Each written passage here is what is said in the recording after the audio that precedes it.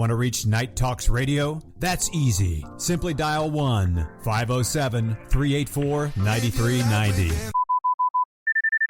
Just before midnight on April 30th, skywatchers across several western states saw a bright fireball streak through the heavens. A police officer working in the Northwest Valley caught a glimpse of the colorful object on his body cam. At nearly the same time, a Ring camera in the area recorded a strange noise and what sounds like a crash. One family living in a ranch-style home had a much closer view of the object. Two brothers and their father were working on a vehicle in their yard when they caught a glimpse of a sparkly object as it came crashing down, then were hit by what they describe as a shock wave. One of the witnesses, a young man named Angel, has stated when the brothers looked into the yard where the object landed, that spot was obscured and blurry, as if by unknown form of camouflage. What they saw next prompted a frantic call to 911. So there's two people or two subjects that are in your backyard? Correct, and they're very large. They're like 8 foot, 9 feet, 10 foot. I don't know. They look like aliens to us. Big eyes. They have big eyes, like I can't explain it, and big mouth. They're shiny eyes, and they're not human. They're 100% they're not human. 8 News Now investigators have spoken with family members multiple times in the past 4 weeks, but each of the 3 times we accepted their invitation to do an interview, they didn't answer the door or their phone. These are some of the claims they've made in other public forums. Multiple family members backed up the story in an initial police report we obtained. Angel says they heard the patter of multiple feet in the yard. They later heard footsteps on their roof. They saw one of the 8-foot-tall creatures climb behind the controls of a large front loader stored in the yard as if trying to engage it. He got a good look at one of the creatures, he said, a greenish-grayish being with large eyes and long legs. He says he could hear its deep breaths, and when he locked eyes, he was, in essence, frozen in place, couldn't move.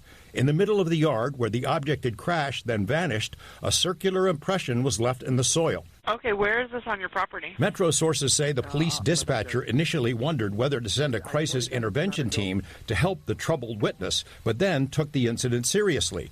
2 officers arrived 38 minutes after the call, and by then had heard from other officers. They proceeded cautiously and managed some nervous laughs. I ain't dealing with that.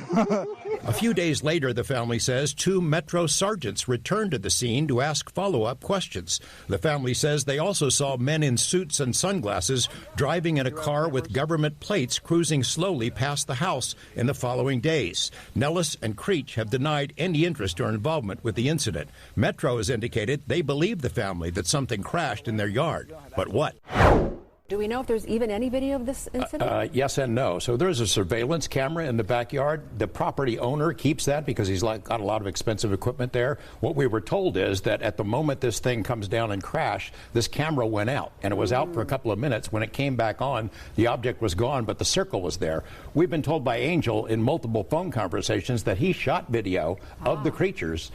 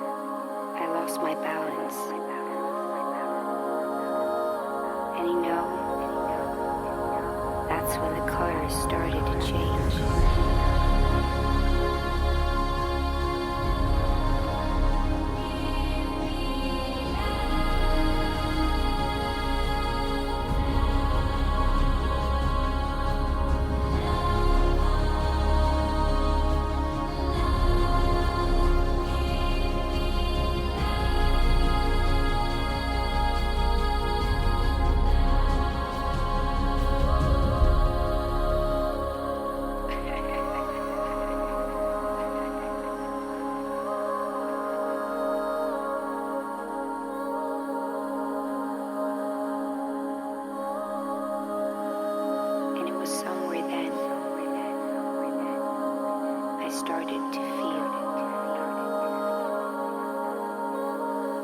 covered in chaos.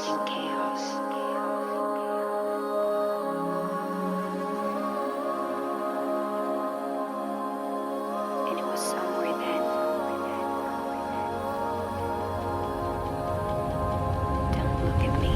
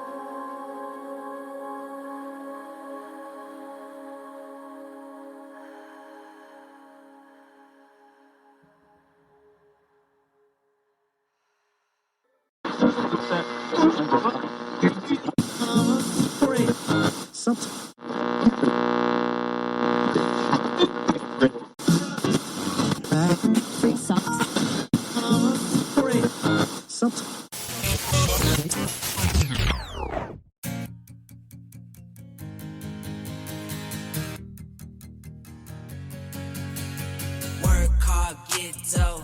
I can't get no sleep, please make my life more simple. Miles inside these shoes so I don't stomp by tiptoe. Fell 1,000 times and still I roll no limp though. But I wouldn't trade a thing for what I have. I go hard, do what I need to make it last. They say the good die young, I hope I'm back. Cheers to my past, I'm doing great now, just in case they ask. In the booth and I lay it down, I might take a nap. And they thought I was playing around, now it's up like my tax. Living fast, over limit on the freeway, hope no cops pass. Had to dip out for a minute, yeah that's my bad. But I can't stay for too long, I gotta go.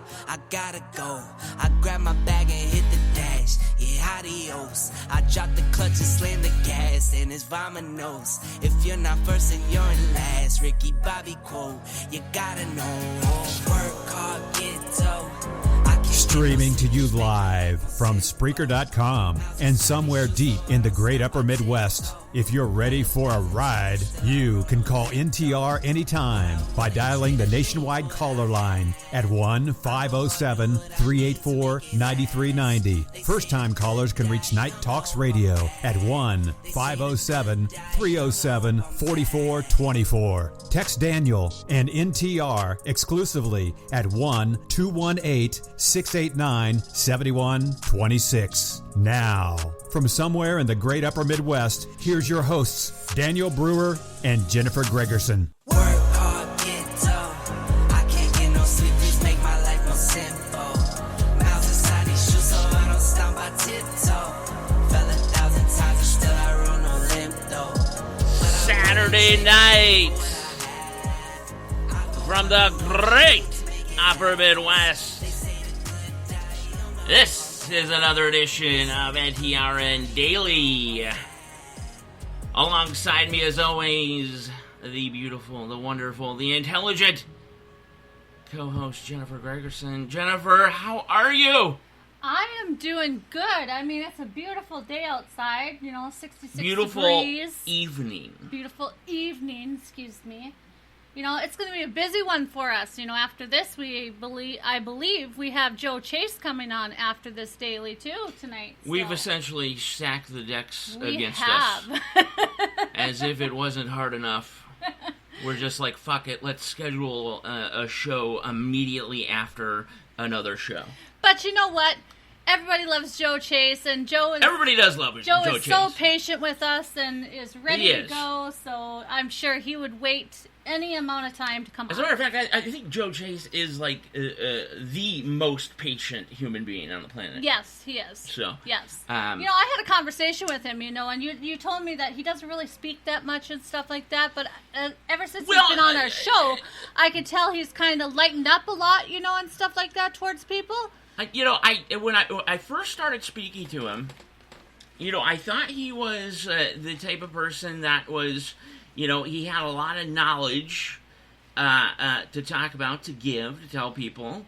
But I just thought he was a man of few words. But as we got to know him, and he was on the show more and more, I believe he's been on the show 3 times, possibly 4. As he continued to be on the show, he sort of, I guess you could say, grew out of his shell, so to speak, and has just let the floodgates open, folks, and he has so much information and knowledge to pass on and share with our NTRN listeners. It's a cavalcade of things that you absolutely must know, and will benefit you, most likely. We're talking about 99.9% most likely will benefit you in the near future. So, just a great individual, wonderful to talk to. We have great interviews. And yes, he has opened, his mind up more, and he has reached multiple people doing so. And I say that only because of the massive amounts of email that we get speaking about Joe Chase and when we're going to have him back. And to those folks, we're having him back tonight. Yay! So, it's going to be right after this bad boy. Give or take a half hour, I would say. And then we'll have the man himself, Joe Chase, back on the episode. Joe Chase is the type of guy that would, you can make like one of those, you know how the Maple Leafs, they have like a fluffy doll of like Austin Matthews. Yeah, you could make like a Joe Chase doll like that. You know what I mean? Yeah, and maybe a bobblehead. And like you could push a button and he would talk about, inner consciousness or something. Yeah, divine consciousness. Yeah. Just, you know what I mean? And I bet the thing would sell out. It probably just would. Just freaking minutes. It probably would. And but yeah, I told everybody as you had we had a problem. Oh no! A poopy problem. Yes, we did. It smells like. Yep. So that's why we're kind of having the show halfway outside and halfway inside. Yeah. Well, no, it's not because of that, but. Mommy, it is Mama such... to the rescue. Right, yeah, definitely Mommy's job tonight. I've got one of those stomachs tonight where I can't bear. I just cannot bear. Well, that, and you also have like the reflex thing going on. I got the reflex thing going on. Yeah, I will be the first to throw up in the room. I will tell you that. Regardless. But no, we're halfway inside, halfway outside because it is such a beautiful night. It is. Okay, it is. And to boot, it's a Saturday night. Yes. Okay, so But the sad thing is, we look across the street here, and everything, and like in the last week, all 3 little businesses, not real big businesses, have shut down. They have closed their doors. The small town shops and boutiques and such. Just sad. What was it over there? A hair salon? One was a hair salon. Okay. One was the newspaper. The newspaper, folks, the RLF Gazette. And then the other one, I believe, was almost like a unique, or not unique, but an antique. It was like antique mixture of things like boutique. You type could thing. go. Yeah. You could go in there and pretty much find whatever you wanted. It was like a quaint little antique shop in a way. Right? Yeah, just out of the way. Small town, family owned, obviously. It would be like a place you go to before there was like a major, Rocky Horror Picture Show. You know what I mean? Right, right. That's the type of stuff they have. That probably explains it a lot better. I should have just said that in the beginning. But so yeah, I mean, there's a couple shops left. But I don't even know what they are, to be honest with you. Well, one is like rights consignment. Well, isn't that down the road further? Yeah, okay. On the next block, and then there's only one more shop or one more area left, and that's the bar. What is that? What is that? The VFW. No, is that the Eagles or the VFW? It might be the Eagles, maybe. Okay, which is right. It's sort of kitty corner. Yeah, and that's it. And it kind of blows up like Wednesday, Thursdays, occasionally Friday and Saturdays. Yeah, but mostly Thursdays, big time, and I think that's bingo time. Bingo, which has been a thing for small towns since the 1700s. I guess. Right. No, and then on Sundays, Viking season, the VFW or whatever that is over there seems to pick up as well. But yeah, but it's so sad because it's like during the week, it's like this town is just like a ghost town. It is. It's getting sad. It's like even our supermarket supposed to stay open until 8:00. They were closed at 7:30 today. Well, they can't afford to pay their staff in most situations. I know, it's so sad. Other possibilities, other problems, is that shipments are delayed. Right. Okay. And with that, you can't keep the store operating properly. No. Okay. And then, of course, you have things going bad as far as the quality of food and things of that nature, and you simply cannot keep the place running. Same with the Dollar General in town. Right. I've had plenty of things to say about the DG the past couple of months, but even the Dollar General is going downhill extremely quickly. Plastered all over their door are closeout clearance sales and this and that. Dollar General, looking at some of the market views for 2023, Dollar General is one of the ones that are expected to be done towards the end of 2023 because they just cannot maintain in this economy the inflation. And even with the, the horrible GOP bill passed, which the far left, of course, is like, oh my God, we didn't get shit in this bill. It's like, Jesus Christ, you got fucking everything. Even with that bill passed, you would think there would be some sort of savior. No, the only savior that you got is that prices won't go up anymore. Yeah. Okay? Yeah, that's it. Don't expect money. No. Okay, to go out that you make at jobs, say, or any relief checks or anything like that. That's not going nowhere.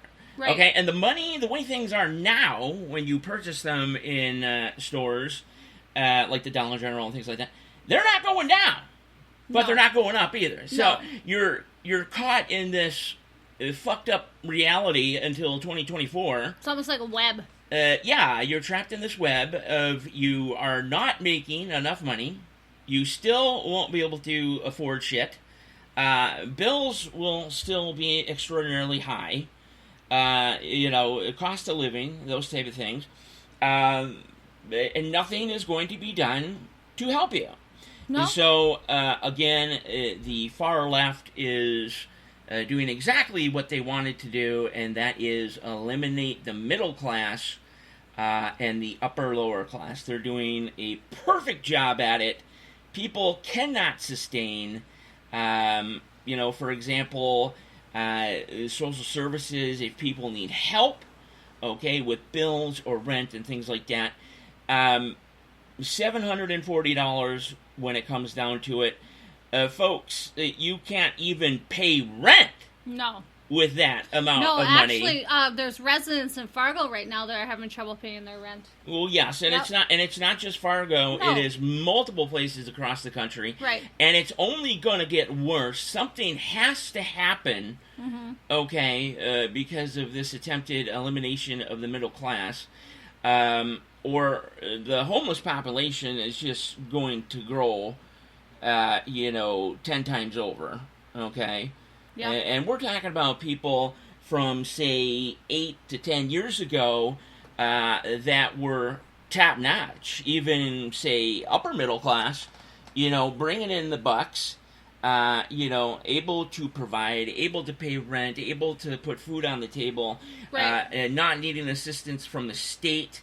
And now those people find themselves in a situation that they never, ever thought that they would be in. It's only getting worse, though, because the more and more that the right and conservatives don't stand up and do something about this, right, it is going to continue the learning of socialism, okay? Yeah. The way that things are, okay, there's going to be more and more people added to that pool, so to speak. Okay, meaning that nothing's going to change or get better. It's only going to get worse, and we are going to continue to be, outvoted. Right. Okay, yeah. Even though there is a lot of us out there that know, okay, 100% that things are absolutely wrong.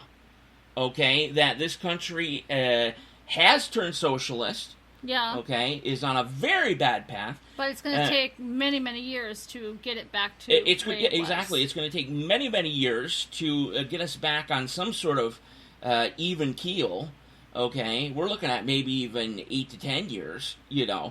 But by then AI will take over. By then we'll be dead anyway because of AI. Right. So yeah, but you know what I'm saying? It's the more this goes on, okay, to make that, my final thing about this, to make that finish line the end of 2024, the beginning of 2025, is going to be a downright struggle. Yeah, it is. Okay, and what I mean by struggle is to be able to provide food for your family on a daily basis, able to work, okay, not only work, but work in jobs that will pay for the cost of living now. Right. Okay. And then pray to God you don't get hurt in any type of way. Yep. Okay. And we just read about this. Now, a single individual essentially needs 2 full-time jobs. Yep. And to live family comfortably. Needs 4. Needs 4, technically, because a family, technically a nuclear family, there would be a mother and a father, female and male. Hey, what a concept! Yeah. And they would have a daughter or a son, right. Or a cat, a dog. Yep. Yes, they technically would need 4 jobs going at once. Maybe 1 or 2 of them in that scenario could be part-time jobs. Right. But still, it's asking the impossible. Okay. So, this whole equality thing that the left loves to tout, the Socialist Democrats, is absolute BS. Oh, okay, this is not equality. This is leveling the playing field. yes, they're right about that. Then they're going to throw but you're in not allowed the to grow. reparations too, you know. Oh yes, and Yeah, then you let's know, get let's throw those in, too. let's destroy the economy even more by giving reparations to black individuals who had nothing to do with slavery. No, their I had nothing to do with ancestors slavery. did, We but talked about this before. Supposedly they were suffering from it. It was so bad. They are suffering today. Yeah. Even though in Chicago, for example, Memorial Day weekend, they killed themselves 20 to 30 times over the weekend. But no, apparently that's our fault, white folks. Yeah. We did the killing, or we have made them do the killing of each other. Yeah. We have made them not able to get jobs. Yep. We have made them not smart enough to get a good education. But yet they drive around in these big, huge BMWs or what is it, those brand new Tahoes, you know, brand new vehicles. Well, what we have done is we have forced them shit into the life of places. selling drugs Oh, yeah. and selling weapons. Sure. And now, coming soon to a town near you, working together with the cartels like MS-13. Yeah. So, folks, something has to change here. Yeah, and watch out for those Mexicans that are on the side of the road saying, please help me and my family get to New York City or get to blah, blah, blah. I spoke to Brian Homer, of course, the mayor of Thief River Falls. Oh, you did? What over did he text. say? You know, as of right now, I don't even think he's seen the text. He could be out, you know, having some fun somewhere. But anyhow, he is aware of the situation. And if that is the case, I mean, it's pretty obvious it is the case, actually. Because, you know... He'll get him out of his town. Yeah, it's just, you're going to see... I mean, for God's sakes, what, murder in Thief River Falls alone, what is it, like once every 5 to 6 years? Yeah, pretty much. Okay. You're going to see that. And the crime rate skyrocket. If they stay around. If nothing is done about that. Because they will see Thief River Falls as a area that... they can migrate to. Will simply basically allow it to happen. Yep. That there won't be any pushback from the local government, the police department, and then of course they have all been taught by the Biden regime coming into this country that all you have to do is say racism and you will get whatever you desire. Oh yeah. Okay. Let's play the race card. If, Brian Homer or Thief River Falls or Pennington County, whatever have you, attempt to move them or anything like that, the only English word they know, racism, they will absolutely use in a court of law. And bingo, bango, there you go. But I saw it, I couldn't believe it, I saw it with my own eyes. And the sign stated that they're traveling across country, not to New York, but traveling across country with their children, which were also sitting there on the side of the road in 90-degree temperature, pitiful looking, just pitiful, sad looking, not caring where they were. They were right at the entrance exit of the Walmart in Thief River.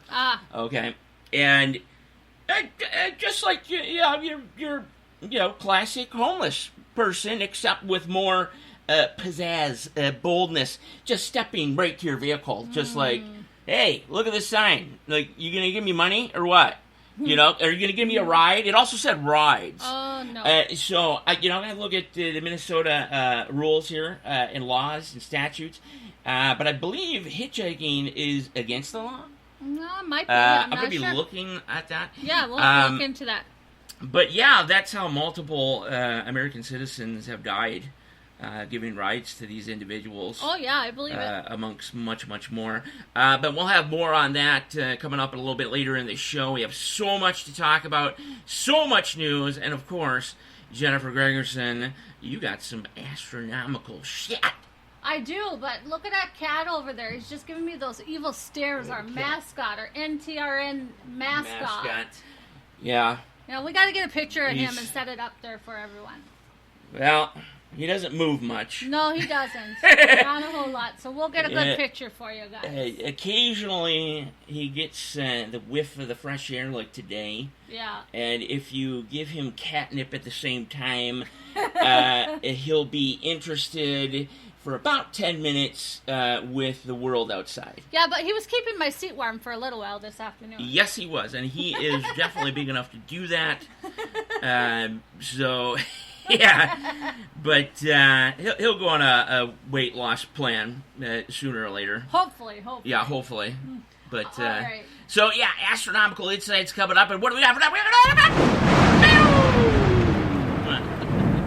Folks, it's not actually lightning, thunder, and raining out there. It's actually a beautiful day. That was a sound effect. Yeah. That was whatever Daniel just did. So there you go. Look at that technology, everybody. I can make lightning sounds with my little board here and such. Well, we have 2 poems here that Poem I have written again. Written. Yes. This one I thought was a really good one because of the fact that, it kind of opens up to spring, but it kind of actually opens up to... if you're feeling down, and things like that, this is just an overall good poem. Okay? And if you're feeling down, just take an Adderall. No. Wouldn't you like No, to do don't do that, for God's sake. How many emails will I get about that one? How could you say that? We have a drug problem in the United States. The butterfly. As she opens her wings to fly to another flower nearby, her color reflects off the sun, and we know that spring has begun. She is on her way to a new journey, full of happiness and love, knowing that she carries messages to you from way up above. She flies so free, she flies so high in the tree. So whenever you are sad or lost, all you have to do is take a walk and don't cry. Because the beautiful butterfly and someone guiding you full of love is always nearby. Ooh, very nice. Yeah. Now this It's next one... uplifting. This next one's a little bit kind of maybe deep in a way too, but... A little fucked up? Well, we'll just see how it goes. Okay. It's called Forgive. Forgive. Now this has got to do with kind of what's going on in the world today, that everyone needs to kind of learn how to forgive, basically, and stuff like that, Might be past that point, but go ahead. All right, so it says, as we remember everything we were taught, it turns out to be everything we had fought. But we still find it hard to forgive. We learned how to have fun and give. We learned how to run and live. We lived through love and faith. We learned to be kind and never hate. We knew right from wrong, and we discovered how to be strong. Yes. We understood life was going to be tough, and some people had it rough. But enough is enough. We need to come together and stop this blame. We need to forget all about the sorrow and know a new day will come tomorrow, where we can be free and live. But most of all, we can learn to forgive. Well, I like it. Yeah.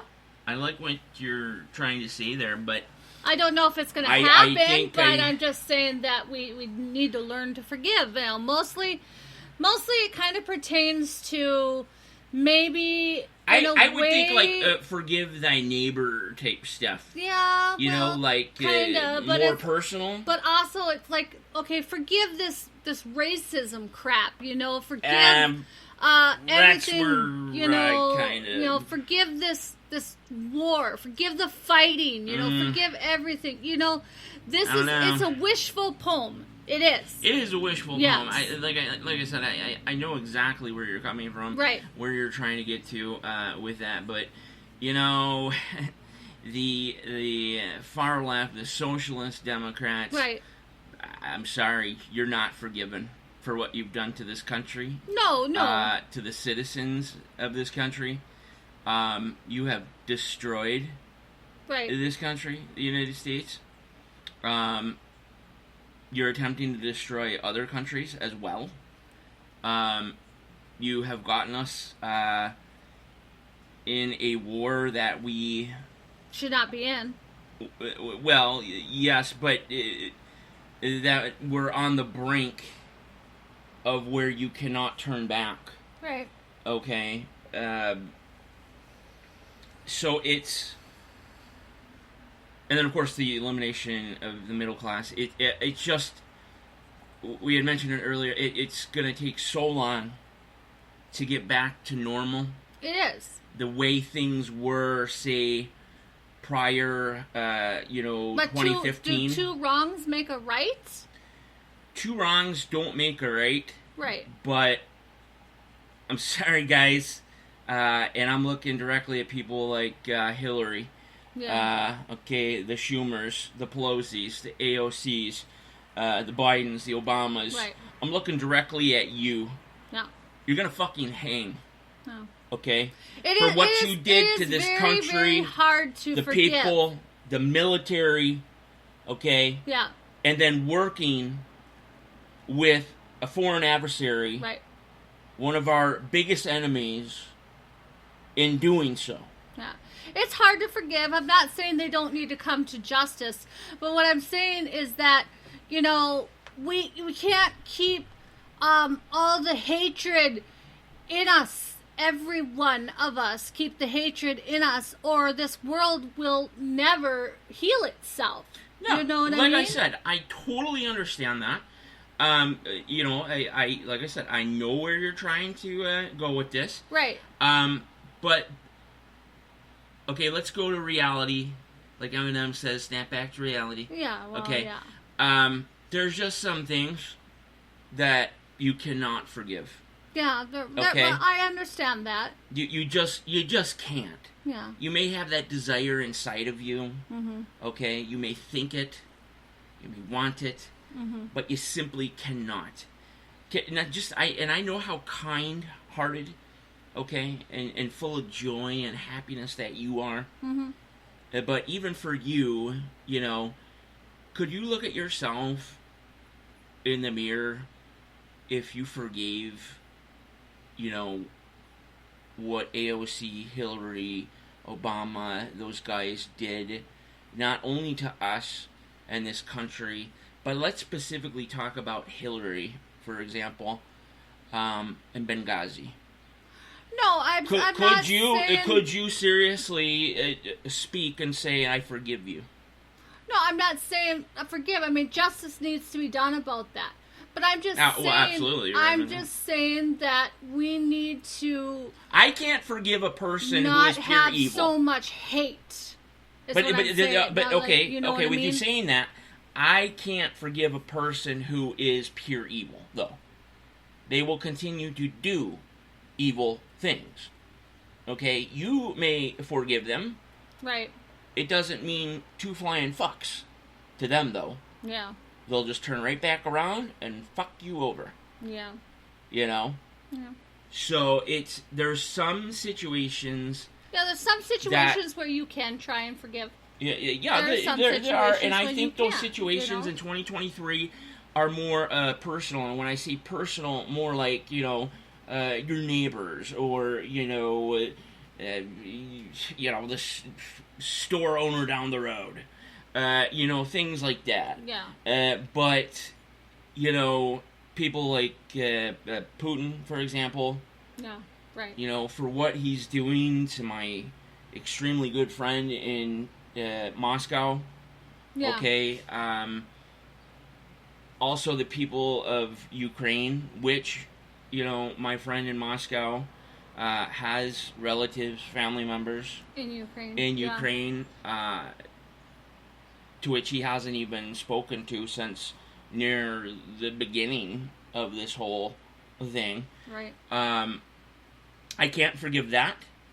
And I certainly can no longer even think about forgiving the socialist left in the United States. Right. Anybody that supports the left, as a matter of fact, in my eyes, you will never be forgiven for what you have done to us. Okay? Yeah. But what we need to try and do is we need to let justice take its toll, and we need to try and forgive like, forgive in our hearts. Right. I'm not, and again, I'm not saying, you can keep forgiveness in your heart and in your minds. Say it silently to yourself. Yeah. I don't know. True. But those specific, examples I gave, those are unforgivable. Yeah. Okay? Right. And then the repercussions from the socialist left are unforgivable to me as well. And what I mean by that is the people that follow that. Right. Okay? But okay, 'cause we're looking at this, okay, with the blacks, okay? They can't forgive us because of the slavery and everything like that, okay? So we're racist because of that, because of everything that went on in the past. What has that caused in the world today? That has caused major chaos in the world today. That has destroyed our school system. That has made us feel that a part of the reason why the school system. we are evil. We are the wrong people in the world today. And things like that. Well, that's what the socialist left is telling. I know, but it's so much hate. Everyone has so much hate and not any room for any forgiveness. And what I'm saying is what we need to try and do. That's why I put out that poem, is we need to try and at least bring forgiveness into our hearts and use it sometimes. Here's what I want to say about that, okay? You know just really quickly. I want to say, again, yes, I understand. Yeah. But I believe that a majority of us in this country have tried that. Okay, and not just tried it, but tried it multiple times. Okay, it did not and does not work. Right. Now, it's time to stand up and take actual action. Things need to be done that you may not like. Right. Okay, that isn't your first choice. Okay. Yeah. I'm just worried that we're spreading the hate onto our future generations. This is exactly what the socialist left wants you to think, is that it's you, Jennifer, that is spreading the hate. No. It's you, white Jennifer, that is doing these bad things. No, I'm just saying everyone in the world, it's just going to keep on going in a circle and everything like that. I mean, we could be on this whole entire thing all day long, but you're thinking on a bigger scale. Yeah, we're going to get off the situation, and stuff. I said my piece, we're just going to leave it at that. No, you got me going now. I don't want people blowing up my phone or anything, or giving me death threats. Oh, don't worry. I play those all the time. Okay, so, no. You got me going now. Okay, so you're talking on a bigger scale there. I'm talking on a slightly smaller scale. Let's just talk about the United States at this point, okay? You're going. Let me battle this this thing that's happening in my country, my beloved country. Yeah. Okay, with peace and harmony and forgiveness. Well, we know that's not going to work. Okay, while you're shot with an AK in the fucking face. I know we're well past that point, okay? I'm just saying that you can have that in your heart. That point. There's nothing we can do about that. No, yes, there is. There's plenty we can do about that. We don't have even near the amount of time to explain how we can achieve that. But what I'm saying is, you can have that in your heart, in your brain, your feelings, whatever have you. But you damn well better have a bulletproof vest on and, like 2 Glocks and a fucking AR, okay? Maybe a couple hand grenades, this and that, all right? Mm-hmm. Because it's no matter how badly you want it, it ain't going down peacefully. Okay? No. It just ain't gonna happen.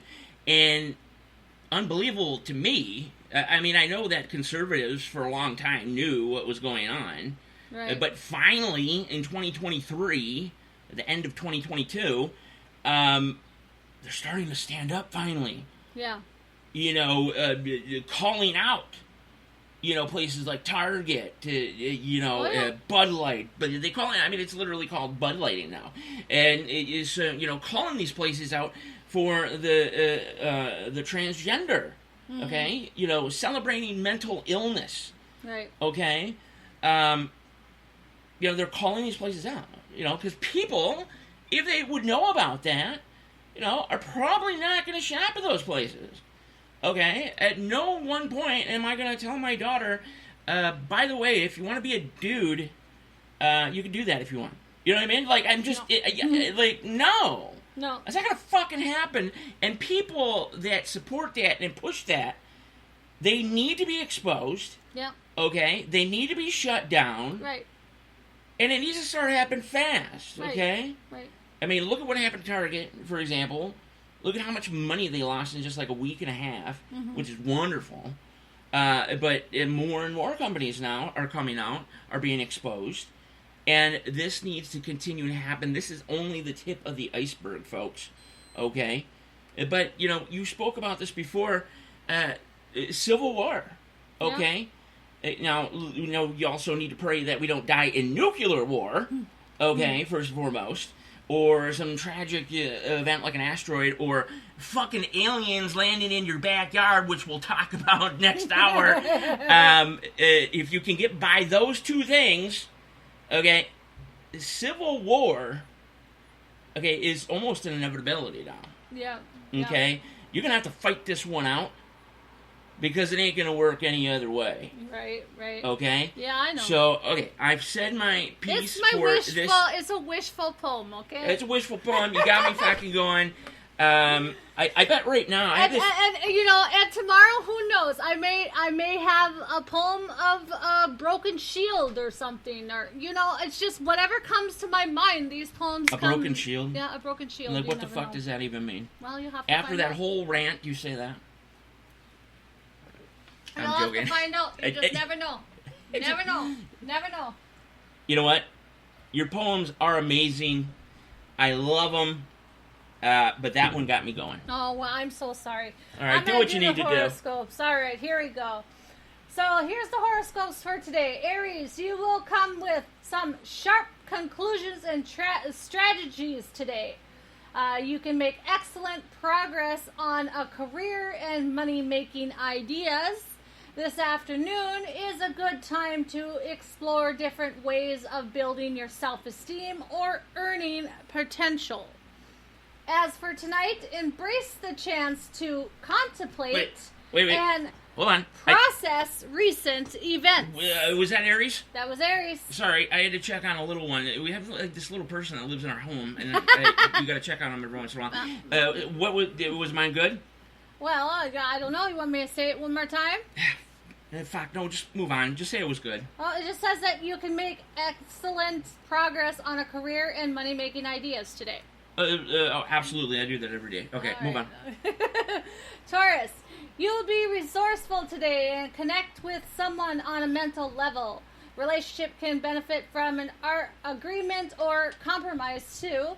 It's an excellent time to gain different perspectives on the matter or expand your knowledge. And this afternoon, there may be an unusual, intuitive, and possibility for an increased understanding. Tonight is a great time to consider plans and goals that will bring fulfillment and happiness to your personal life. Yeah. Gemini. So you might enjoy a new subject or research on a topic more deeply today. You'll be more persuasive at resolving problems. A mental breakthrough is possible. This afternoon, sudden memories or deeper thinking will lead you to exciting places. And as for tonight, check into your longer range goals. Cancer. Today's energies are strong for resolving problems with friends, business, and even computer or mechanical issues. You'll come to a better understanding of your ambitions. You're in excellent position to sort out your problems and give great advice. This afternoon is a great time to inspire or be inspired by friends and connections. New ideas or topics will motivate you. And as for tonight, Making meaningful changes and mental associations will come more naturally as you see your connections and plans in a new light. Learn from your experiences as well because it will guide you to a great future. Very good. Very, very good. Leo. Today is strong for friendships, communications, and presenting your ideas. You will even gain an advantage. You will even gain an advantage over a competitor in business, or more simply, gain new insight into your goals. This afternoon, you will start to understand things better, especially when it comes to other people. And as for tonight, practice your organization skills. All right, kick ass. Virgo. Today's you will focus more on what matters, and at the same time, you'll be inclined to gently push the limits with creativity, feeling, and topics of discussion. See how I did that? Ha ha ha. This afternoon, you're so clever. You will have an eye of good deals and investments and feel more passionate about an idea, cause, study, or creative project. As for tonight, positive or exciting news might arrive. You're looking for intensity today, and it can be an exciting time to get in touch with your feelings. It's also a perfect time to give your close relationships or significant person in your life their due attention. That's right. I need some due attention. Oh, really? You think so? Let's not get to your head too much, huh? Who's the one that has an issue going on with this thing down here? I know. I love you so much. I need attention. Okay. Wah. Libra, today you will have a better ability to see your priorities, gain an advantage, or feel more empowered about a home, financial, or intimate situation. It can also be a day for feeling motivated to do things you put aside. This afternoon, tying up loose ends may be rewarding. And as for tonight, you'll want to devote some time to get your life straightened out in various ways. Various ways. Scorpio, Kimmy, and Karen. Oh, shit balls. They're listening to right now. Yeah, there may be new levels reached with people in your life today. As the day goes on, you will have the power of persuasion and strong observation skills on your side. This afternoon, negotiations will be very successful and beneficial. Excellent energy and increased clarity will come through your partnership today. And as for tonight, an old conversation or issue, new insights and creativity will come into play and bring joy into your life. Sagittarius. Today, energy from constructive conversation will help you get well positioned to solve problems or rise above them. With a patient approach, you will make empowering improvements to your daily routines. This afternoon, you will be ready to invest more energy and faith into your ideas. And as for tonight, work on some new future goals. Yes. By the way, the little human that is in this household as well. Yes. Very smart. She claims she's very brilliant. That you have cherries. Oh, I do have cherries. Yes. You really have cherries? Yes, I do. I told her, I was like, we don't have cherries. Nope, they're in the fridge. Go see. They're in the fridge. You can go give her some. You can give her some during break. Oh, okay. All right. Capricorn, you will be in a great shape for personal persuasion, conviction, and motivation today. Teaching and learning new things at work will be strong as the day continues. This afternoon, returning to an old problem with a new solution will be stronger. And tonight, meditate and relax. Meditate. Yeah.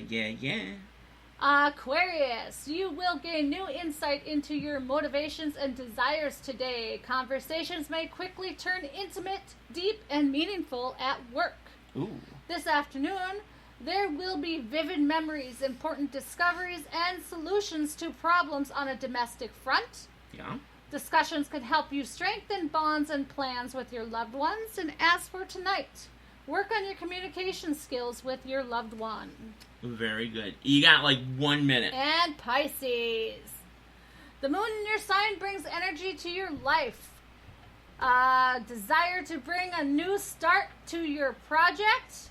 So today we'll also encourage you to take a fresh look at your friendship or goals. This afternoon you will get your message across more powerfully, and a connection or project will rejuvenate you. As for tonight, you will be in a good position to build upon your ideas, writings, and teachings. When we come back, we will talk about astronomical news. Is that it? Then the show's over? We will talk about the breaking and developing news in Las Vegas, Nevada, along with the SpaceX Starship problems and the signals coming from the Milky Way. So basically a lot of shit, folks. Alright, hour 2 of NTR coming up next. This is the NTR Daily Special Saturday Night. We'll be right back. We've been on and off, in and out, up and down too many times. Now it's time. Show me what you got.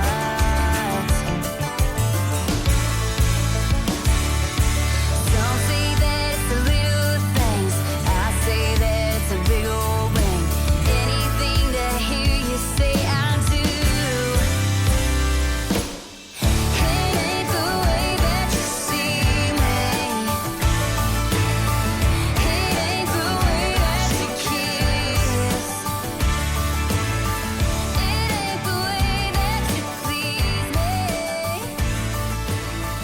It's just the way that it is.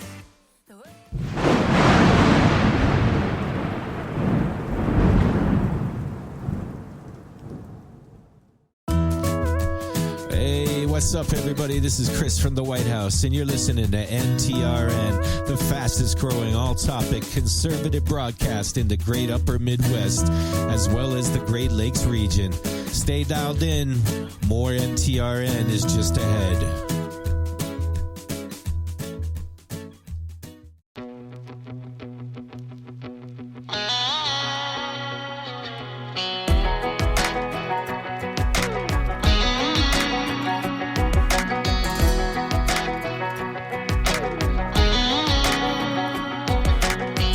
Well, maybe it was fate when you walked in the door.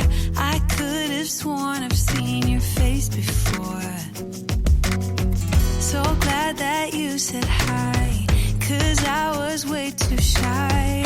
What would have happened if you just had passed me by tonight? We keep on drinking, keep on wishing for someone out there to hold. All those little moments, the bites you didn't catch me looking over your shoulder, just at the right time. Those little moments all led me to you.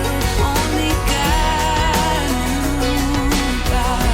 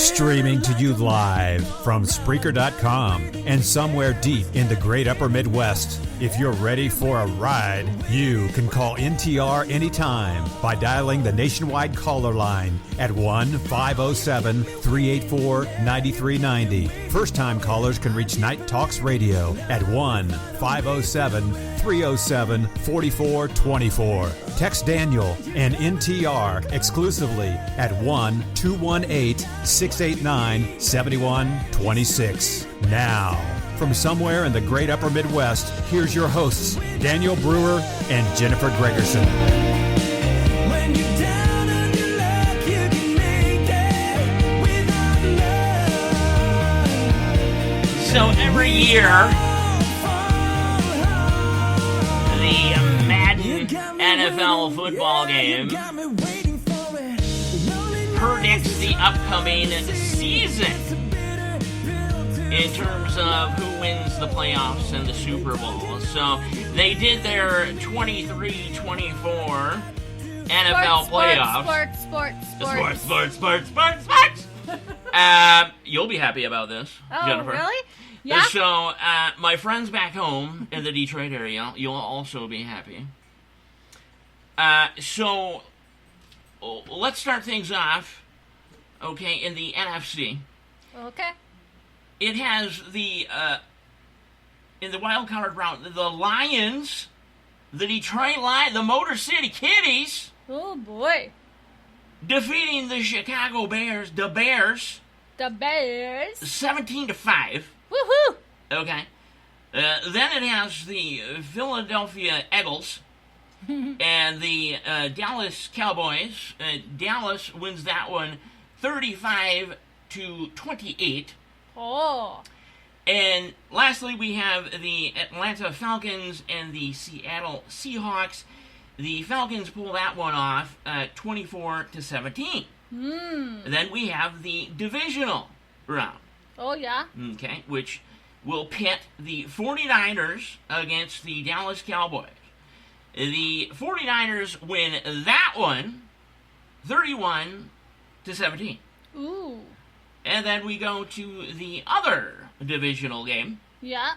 Which has the Lions taking on the Falcons. Woohoo! And folks, who comes on that one? The Detroit Lions! Wow. 38-31. Were they sleeping when they made these predictions? Yeah, very possibly. Or high on drugs and things like that.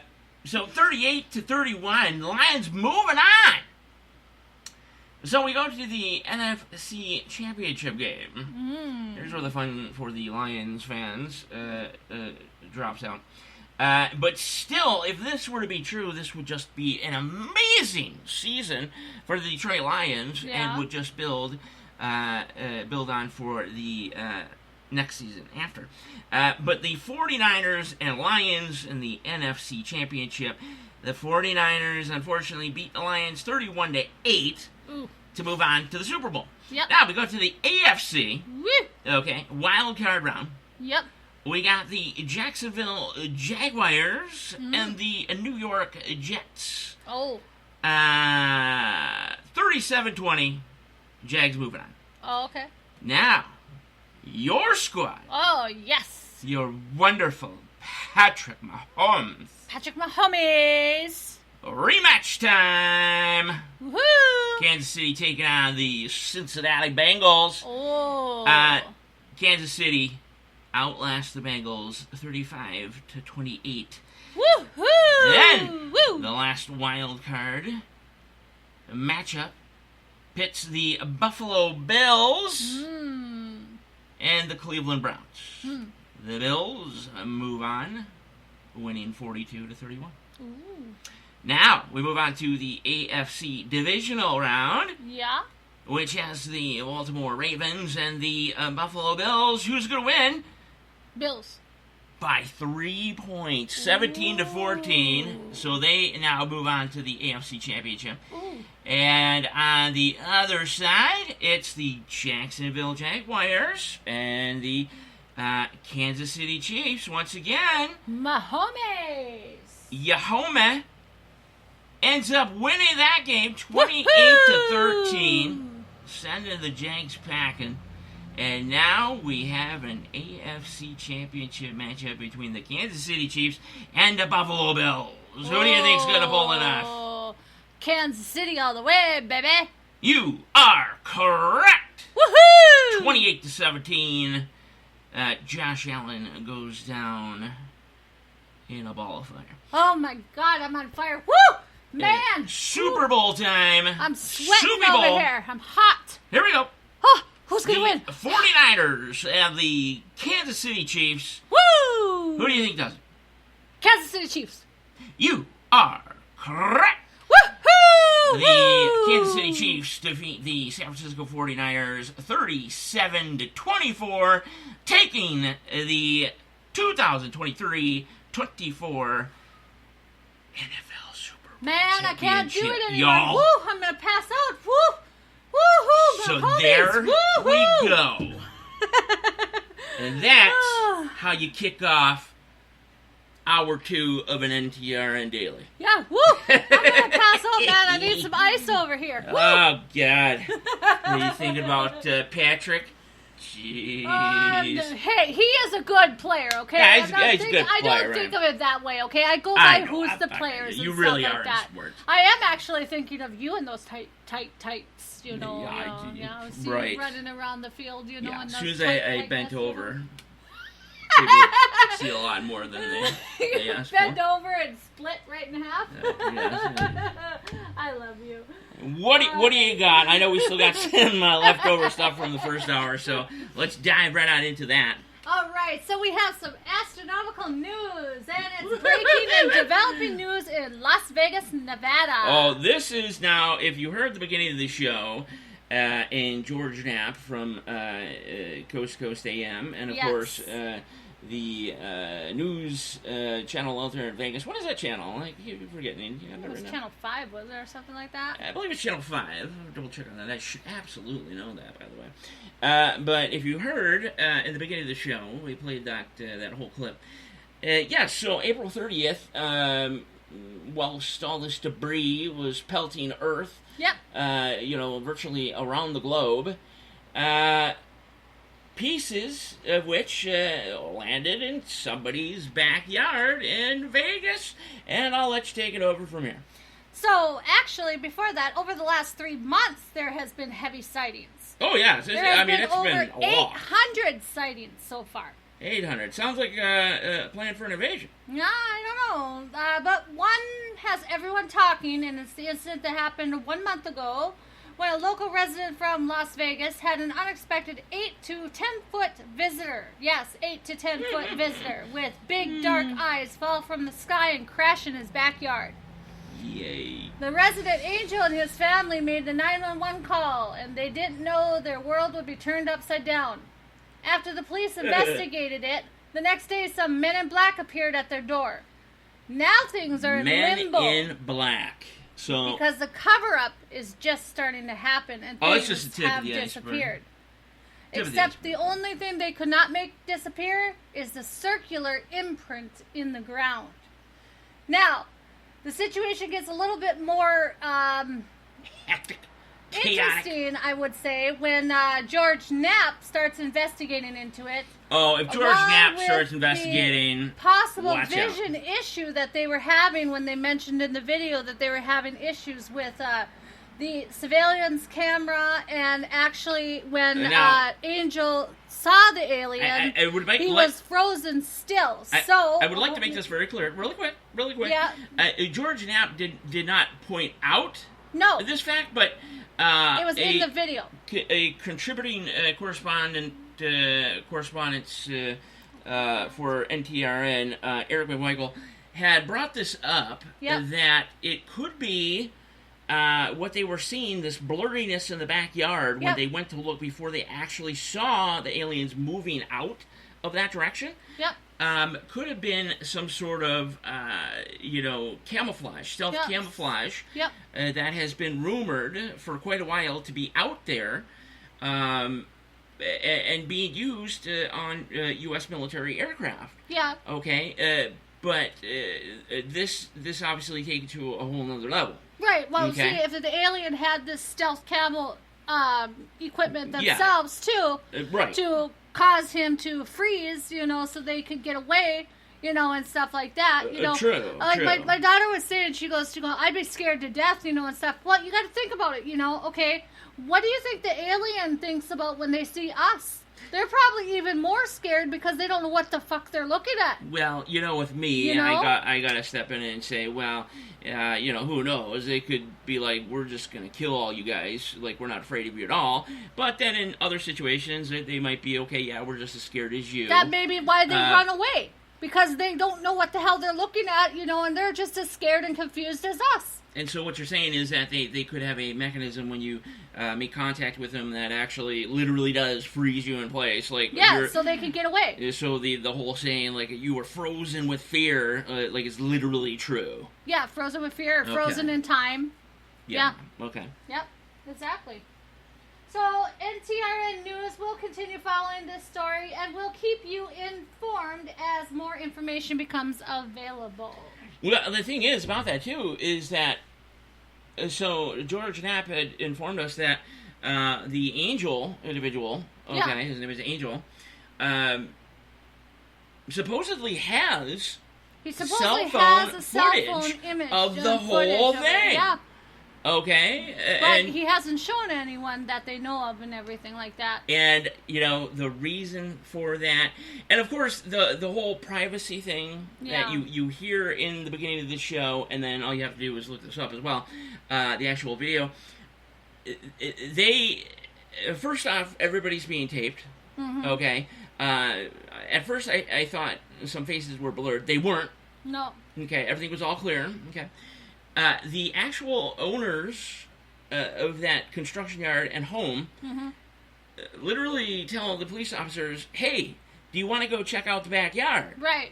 And the officer's like, oh, yeah, absolutely. Yeah. I mean, we want to check this out, too, you know, because the officer had mentioned that another unit had seen it was like a bluish, greenish sphere coming down. Yeah, it was a bluish, greenish flash, kind of.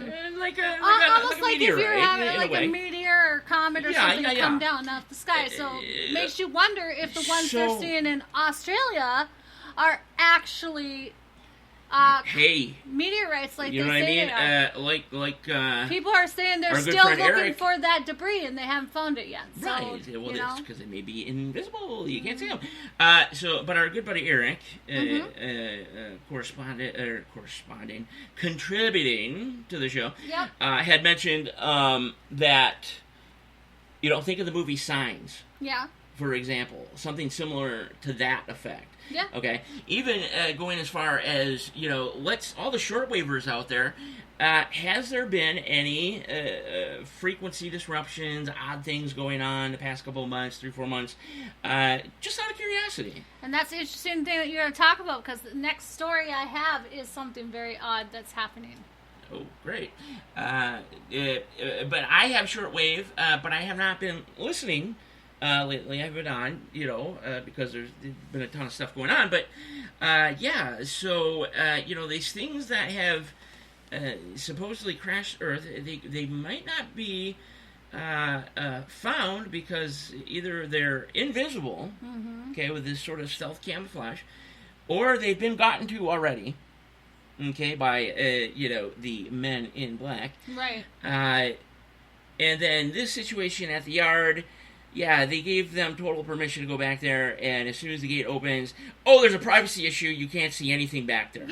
Yeah. And it's like, okay, this is getting super old, guys. And I'm like, going to talk totally to you about that, know. too, because there's another story, too, okay, about what the Pentagon says about it and what the committee of the UAP investigation says about it, too. So I'm going to tell you that. Yeah, that's going to be interesting to hear. So, but, first of all, there you go. Here comes my next astronomical news story. Oh, boy. Repeated signals from the center of our Milky Way could be aliens saying hello, according to a new study. Saying hello. What? Okay, to this study, there's people doing the study. What makes them think that they're saying, hey, hello? Very good question. Listen. I know this. A new search for ET life has scientists looking inward towards the center of our galaxy. The new information and study comes from the radio pulses from the center of our galaxy. Now, they are narrow frequency pulses, which are called pulsars. They're naturally emitted by stars, but they are also used by human in technology such as radar. Okay? Mm-hmm. Since these pulsars, the pulses and pulsars or whatever stand out. Pulsars, yeah, they stand out against background radio noise of space. They are an effective way of communication for long distance. Yes. So scientists described the alien hunting strategy in a new study published on May 30th in the Astronomical Journal. Okay? Okay. According to the new study, the pulsars. Get it right. Are so small, about a tenth of the width of frequencies used by a typical FM radio station, and show a repetitive pattern. So could it very well be a communication device? Could they be trying to communicate? I would be closer to a communication device of some sort. Mm-hmm. I think they or you could be correct on that. But what kind of communication device? What purpose? Not so clear. So scientists are going to kind of look more into it and see. But if you look at the study on May 30th, it tells exactly how they did the demonstration and everything and how they got to this information that they think that it could very well be a sign of a communication device or sign of communication long distance. I still tend to go with Stephen Hawking when he had said it's probably not a good idea to put ourselves out there or answer certain signals and things like that, because in all possibility, they're waiting for us to say, hey, we're here, so they can come destroy us and just take over our planet for all its resources and then move on to the next morons that say, hey, we're over here. If they were waiting for that, they would have done it a long time ago, because aliens have been back and forth to this Earth several times. Yeah. Okay. They would have done it a long time ago. They've already got our coordinations already programmed into their aircraft and everything, because how else can they come into sight and disappear again keep coming back and disappear again? Okay, so perhaps they do. Perhaps they walk among us. Right. Okay? They're so here. Why haven't They've been they here. Destroyed us already? Okay. So they are here. Okay, they walk among us. Right. Okay. But who's to say the ones that walk among us that are here are the good ones and the bad ones haven't been reached yet? And the bad ones end up getting the signal and end up heading towards Earth to destroy us. What you think about that, yo? Most of them can't reproduce. What? Most of them cannot reproduce, so they need us around to help reproduce their population. Is this going to get sexual in nature? No, but I'm just saying most of them cannot reproduce. They don't have reproductive organs. Okay, what does that so have to do with they need us around to reproduce for them. Who does? The aliens. Why the else? The aliens that are already here, or the aliens that would come kill us? Aliens in general. Why else do they want to impregnate us? Reproduce? Because they want their race to keep living. I don't know. I think your methods are flawed, Jennifer Gregerson, perhaps. I don't think they need us at all. No, you can look up all research of everyone. No. You're making the universe quite small. No. Anyway. She's giving that look like, you better shut the fuck up, man. Here comes astronomical news. SpaceX Starship problems could delay Artemis 3 moon mission to 2026. Really? According to NASA, SpaceX has a significant number of launches to go still. Okay? They're worried that SpaceX's giant new spaceship vehicle won't be ready to carry astronauts in December of 2025 as planned. And it's got some testing to go through. This is why. The first time launched in April went high through the South Texas skies, but failed the mission because the flight actually aimed to send Starship's upper stage most of the way around the world, wrapping up with an ocean splash down near Hawaii. The vehicle's two stages failed to separate as planned, so SpaceX ordered the spaceship's destruction over the Gulf of Mexico only 4 minutes after liftoff. Yeah. So right now, due to damages and the lawsuit by environmental groups, there is no telling when SpaceX spaceship's vehicle will run again. Yeah, absolutely. So, have no knowledge. Who knows when that's going to take Delays, off. delays. So who wants to hear the things that are associated with your zodiac? I do. Interesting thing that we're talking about frequencies here lately. So this kind of fits in perfectly. Your birth tone. I'm sorry, say that again? The birth tone associated with your zodiac. Birth tone? A birth tone is an interactive birth chart frequency generator. A planetary location data is used to produce a unique tone based on the birthday, time, and location of the person. Each frequency is produced using a conversion system that assigns a frequency value to each of the zodiac signs. Man, these things are getting more technologically advanced. Your little things. You don't now it's your birth tone. Like what? I've never heard of a birth tone before. It's interesting, isn't it? It is interesting. So a birth tone uses a system called an astronomical scale. Okay. It was created by Royal Astronomical Insights, Hollander. Yeah, ooh, clever. The astronomical zodiac divides the calendar year into 12 parts. We all know that. Okay. Each part correlates with the 12-tone equal temperament. Okay? However, because the zodiac constellation vary in size and shape, each of the 12 intervals vary in size and length. Okay? Okay. The data used for the length of each of these intervals was calculated by Jan Anthony Rivera and Pierre Bacchus in 1979. Alrighty. With the data, you can assign a tone span, 1200 cents, to each interval. Okay? Mm-hmm. So Aries is 25.48 days, which converts to 83.710, which is actually 83.71 cents. Okay? Holy shit. Okay. So your birth tone begins at 256 hertz, scientific pitch. Okay. That increases in frequencies based on the tone span value between each interval. Folks, you get close to the speaker. Okay. This is, holy shit.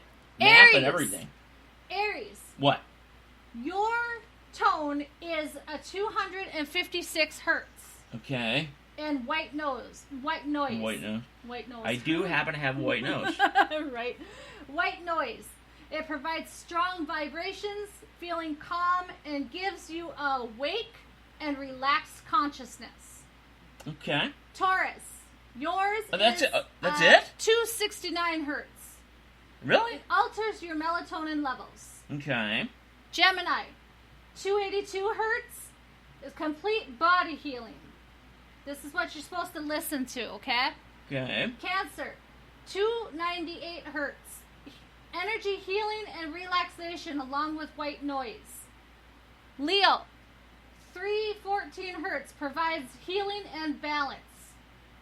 Virgo.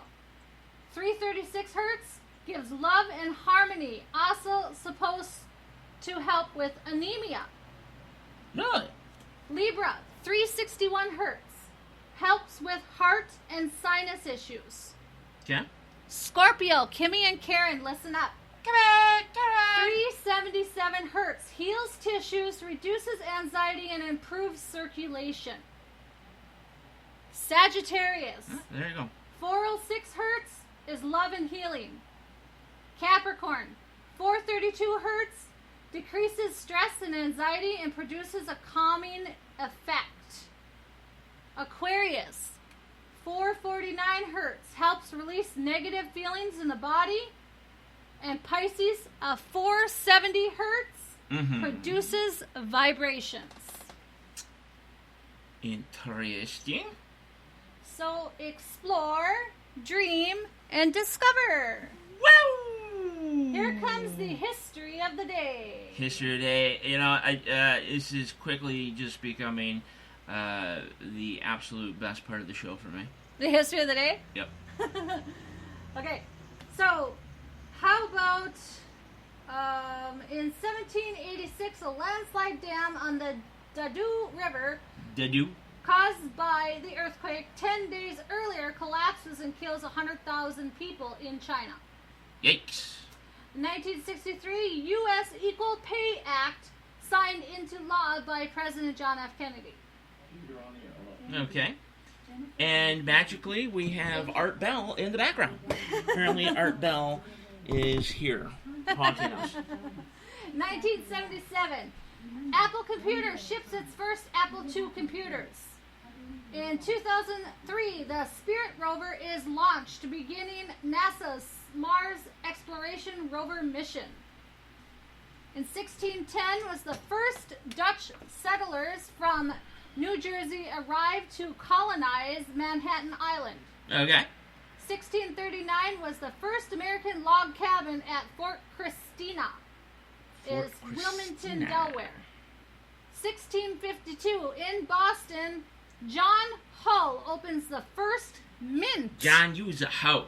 Mint. He opens the first mint in America. Mint. As in mint, like... As in mint. Mint candy. Opens the first mint in America. In okay. 1652. Okay. In 1692, the first victim of the Salem witch trials is hung. In 1720, Miss Clements of England markets the first paste-style mustard. Did you say mustard? Mustard, yep. Paste-style. In 1760, New York passes the first effect law regulating practice of medicine. In 1793, the first public zoo opens in Paris. Public zoo. In 1794, France revolutionary regime begins trials. In 1809 was the first U.S. steamboat to make an ocean voyage, and they leave New York and they go to Philadelphia.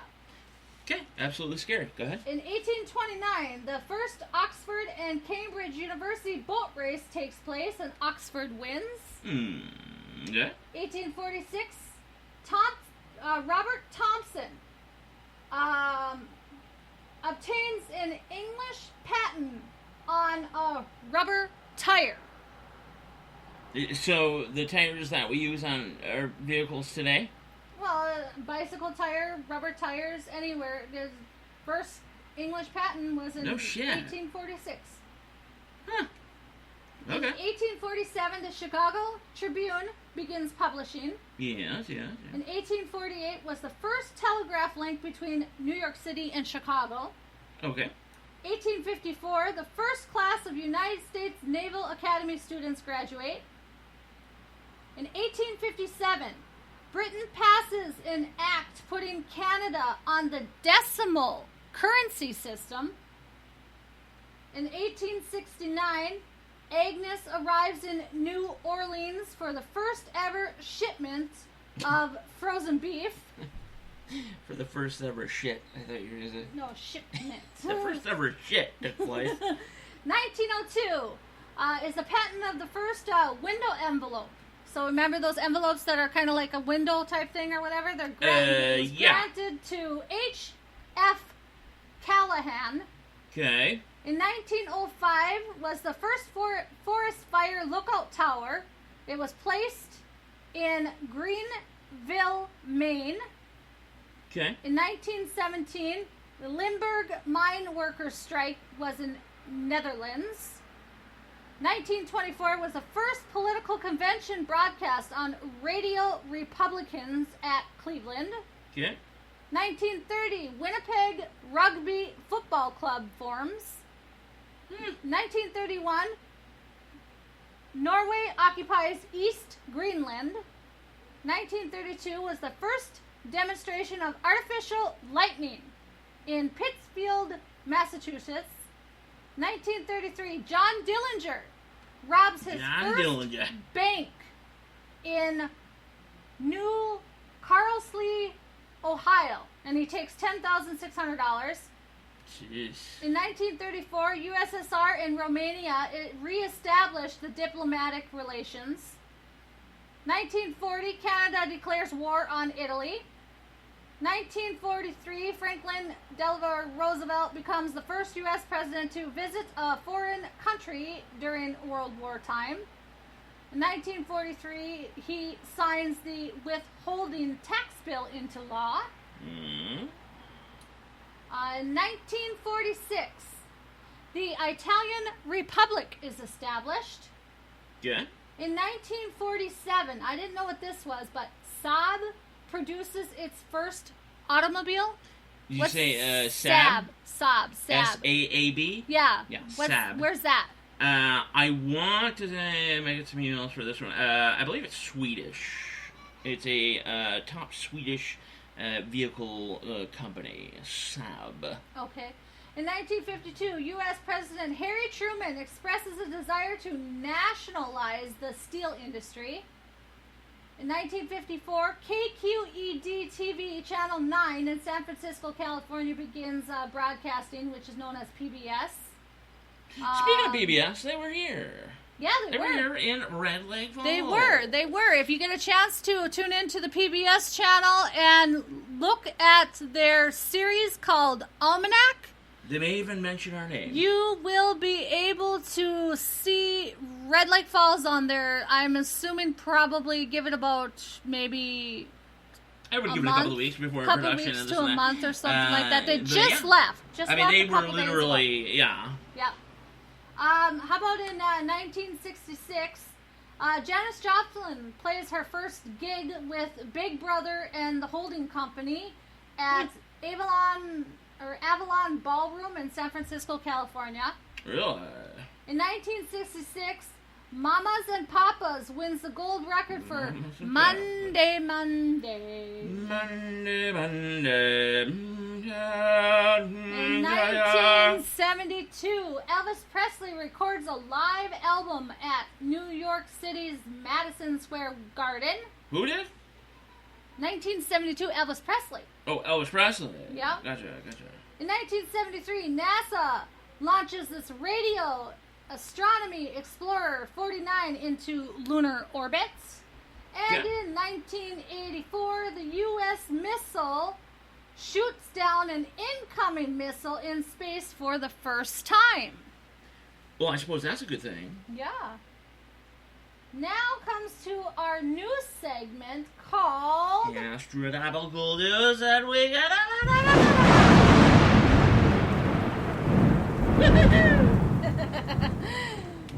NTR Intriguing Facts of the Day, and these ones are very intriguing facts, not just facts of the day, no. but intriguing. These are intriguing, and these are the ones that Daniel wanted me to do last time, explain why they are intriguing. Here I found a different area to look and study. So here, Daniel, this one's for you exactly. Okay, good. The musician named Jim Sullivan disappeared 6 years ago after recording an album called UFO. In 1969, album featured strange lyrics about leaving his family and being abducted by aliens. He disappeared 6 years later with only his abandoned car found on a desert road in New Mexico. No evidence found. The video games help surgeons perform better. Video games? Yes. According to a 2007 study, surgeons who play certain video games at least 3 hours a week perform 27% faster with 37% less errors during surgery. Okay. Pink toilet paper was commonly found in the bathrooms and kitchens of France. In 1950, colored toilet paper was also the RAV in the U.S. However, health and safety concerns over the dye caused it to be discontinued in the early 2000s. Why was that? I just told you. Oh, shit. Sorry, I never listened to you, so. Because of health and safety concerns, gotcha. it caused it to be continued. Okay, 10-4. Okay, so you may notice that your banana-flavored food products don't taste quite like the real thing. Well, this is because I know that's a major concern I have every day. Banana flavoring is based on a type of banana that got wiped out by a plague in the 1950s. Really? Yep. So the food that I eat that has banana, artificial banana flavoring is the taste that I'm tasting is that of a extinct banana. Yep. Wow. Yep. Okay. So according to 2011, government statistics say bank robberies in the U.S. take place most often in mid-morning on Fridays. So do not go to the bank on Fridays. And in the southern and western states.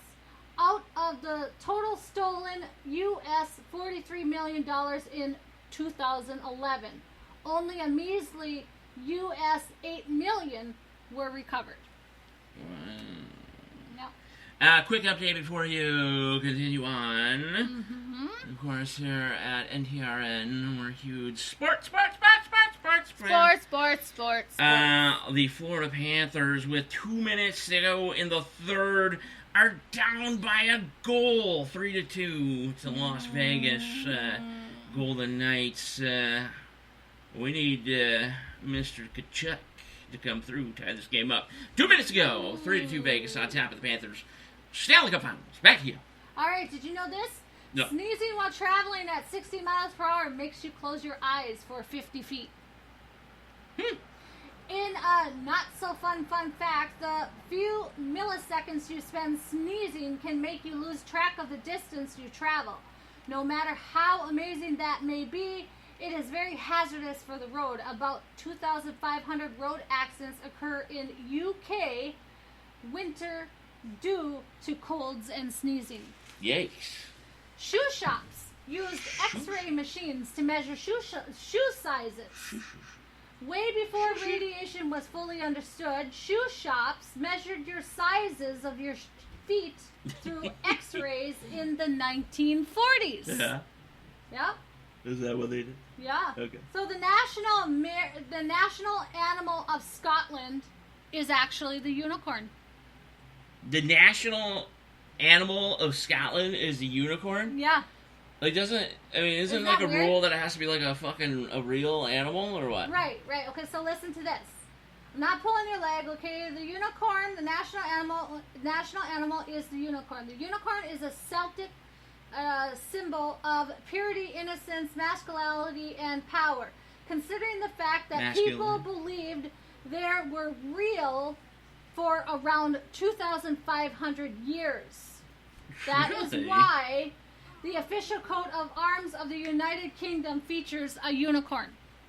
No way. Yep. Did you also know that Alaska had a cat mayor? A cat mayor? A cat mayor. I kind of did hear something about that, but... For 20 years. Dude, I would absolutely move to that town and be ruled by a cat. So, this feline was affectionately called Stubbs.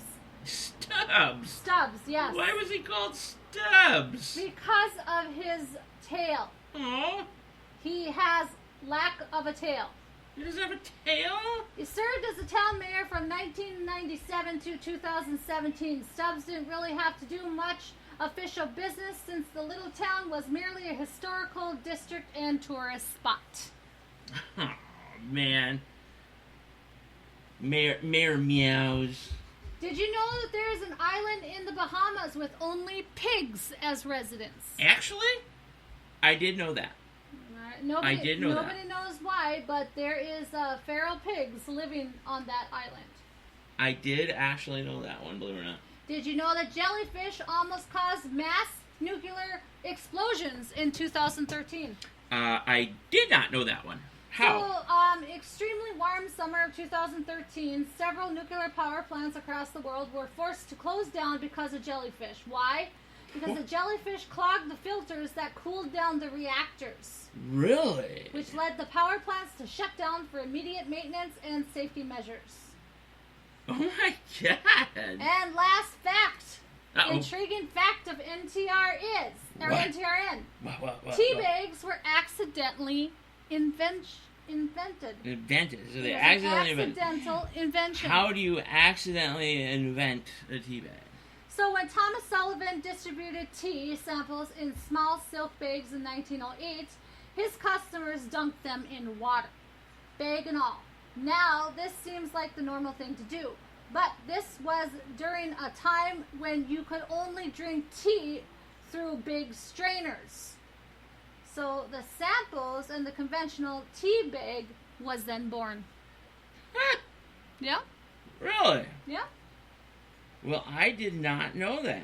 Yeah, so now we have NTRN News, the news you can use. So we need one of these. We are moving on, folks. It ain't astronomical news. It's NTRN Daily. All right, so what do we got going on in this world? Just a ton of shit. We do, actually. What's happening? 4 kids are lost in the jungle for 40 days after a plane crash. They are found alive in Colombia. The 4 kids, including the infant, were found alive in the Colombian jungle on Friday, yesterday. Okay. The plane crashed 40 days ago. All the adults on the plane were killed. The Colombian president, Gustavo Petro, said that the children's incredible tale of survival will remain in history. The youngsters were located in the Amazon rainforest by one of the Colombian soldiers' rescue dogs. The children were ages 13, 9, 4, and 11 months. The oldest, apparently by officials, possessed some knowledge of how to survive in the rainforest. 2 days after the plane was recovered, it was falsely reported that the siblings had been found. But the Cessna crashed on May 1st. The mother, another adult, and the pilot died in the wreckage right away, and the children were lost for 40 days. My goodness gracious. I mean, that's a bad scenario. Yeah, it was. Okay, but what else do we have? Well, we have this. Taylor Swift thinks she's all that. She turned to people in Detroit and told them yesterday that if you didn't buy my tickets to my concert, then you should stay away from Comerica Park. Yeah, Ford Field. Ford Field. Okay, what would you say about that? To Taylor Swift, I tell her right now to go fuck yourself. Yep. You ain't gonna tell me where to stand in my fucking city. Do you understand? No, and there's a lot more things to go on around that area anyway, other than her concert, correct? Right. There's that location tends to be okay. You know, there's a lot of establishments, sporting events, things like that. You know, there is no law about people standing or walking on the street. For her to say that is very socialist Democrat, of course. Right. But yeah, you aren't gonna tell me shit. Well, she probably thinks she's all that because now she does. Her concert goers are actually wearing adult diapers to stay at her concert so they don't have to go to the bathroom. That is totally disgusting. Yeah, like, can you imagine that? Like, I just...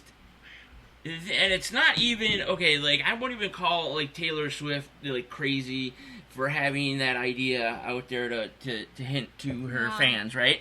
I would say the people that actually do that, though, like, okay, you're eliminated. Yeah. Okay, you know what I mean? Yeah. Like, if this is Squid Games, like, you're eliminated. You're gonna die.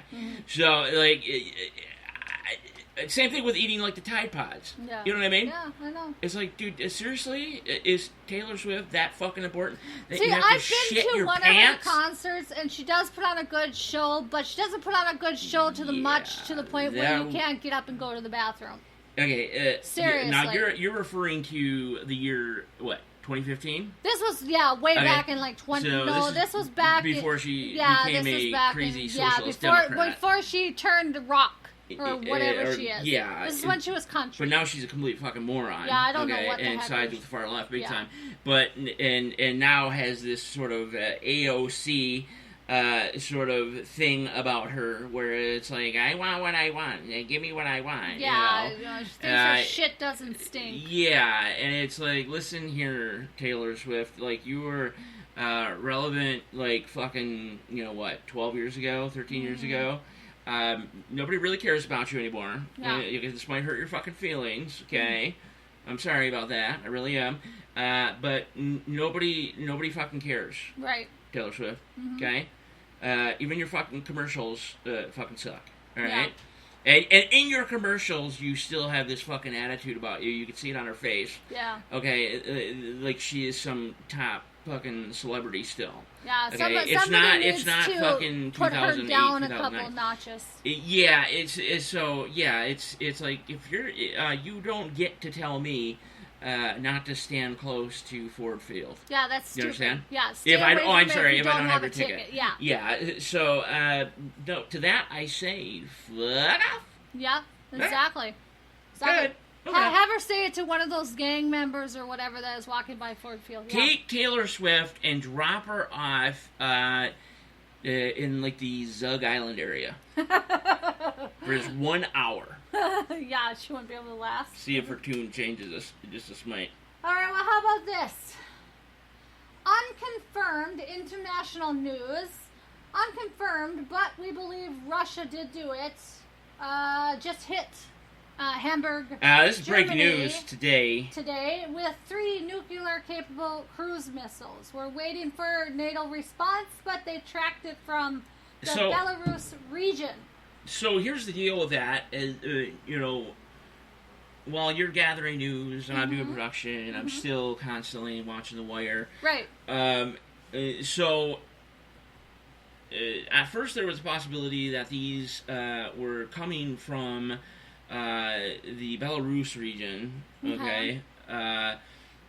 But come to find out that this could actually be, and this is actually good for us. Okay. It may be a gas line issue, pipeline issue. But didn't you see the video where it looked like a missile was It striking did. It did look like that. The people videotaping it certainly made it that way as well. And then the initial words coming out, I think because people are so excited, not like happy excited, but excited about the situation that's going on. Right. Everybody's waiting for the so-called dam to like truly break. Okay, like NATO versus But Russia. what did for sure. Putin have to say? Putin, again, really did not come out. I mentioned he didn't really come out and say that they did that. No, but what did he come out and say? That was pretty bad enough, too. Well, he did mention, anybody helping Ukraine, with the North Atlantic Treaty Organization, is essentially fucked. Was so much a piece of wood. As so much as the exact wording was a sliver of wood. Yeah. Is given to Ukraine from a NATO country. You guys are done. Yeah, we'll just fucking annihilate you. We shall turn your country to glass. Is basically what he was saying. But so it is more looking like, and like I said, thankfully in this scenario, this time that it may be a pipeline issue. That caused the explosions and things like that. Of course, there's still plenty of investigation to go on. Right. This just happened, today, our time. Right. It would have been late afternoon for us. This is going to be investigated, but thankfully it doesn't appear to be now that they were cruise missiles from the Belarus region. But, like I said, Russia does have nuclear-capable cruise missiles in Belarus, okay? And as I stated before, this wouldn't be a surprise if it was sort of they've done this before where they've taken out the nuclear warhead and kept the cruise missile intact and then shot the cruise missile at whatever military faction or a city or town, kind of pretending that it's a nuclear cruise missile, tactical, nuclear weapon. He's done this before. So some people think this may have been the scenario once again in Hamburg, but all fingers are starting to point to that this was a gas line, a pipeline issue exploding. I mean, pretty big. You know, I'll give that to you. Pretty big, and there was a couple massive explosions. And if one didn't know any better, it would look as if, cruise missiles and things of that nature were hitting. And in some of the videos, the people's reaction did indicate that, maybe they were under attack. But, thankfully for us, that does not seem to be the case. Nonetheless, essentially Putin said all of NATO is fucked, and they fucked themselves a long time ago by helping Ukraine in any manner, so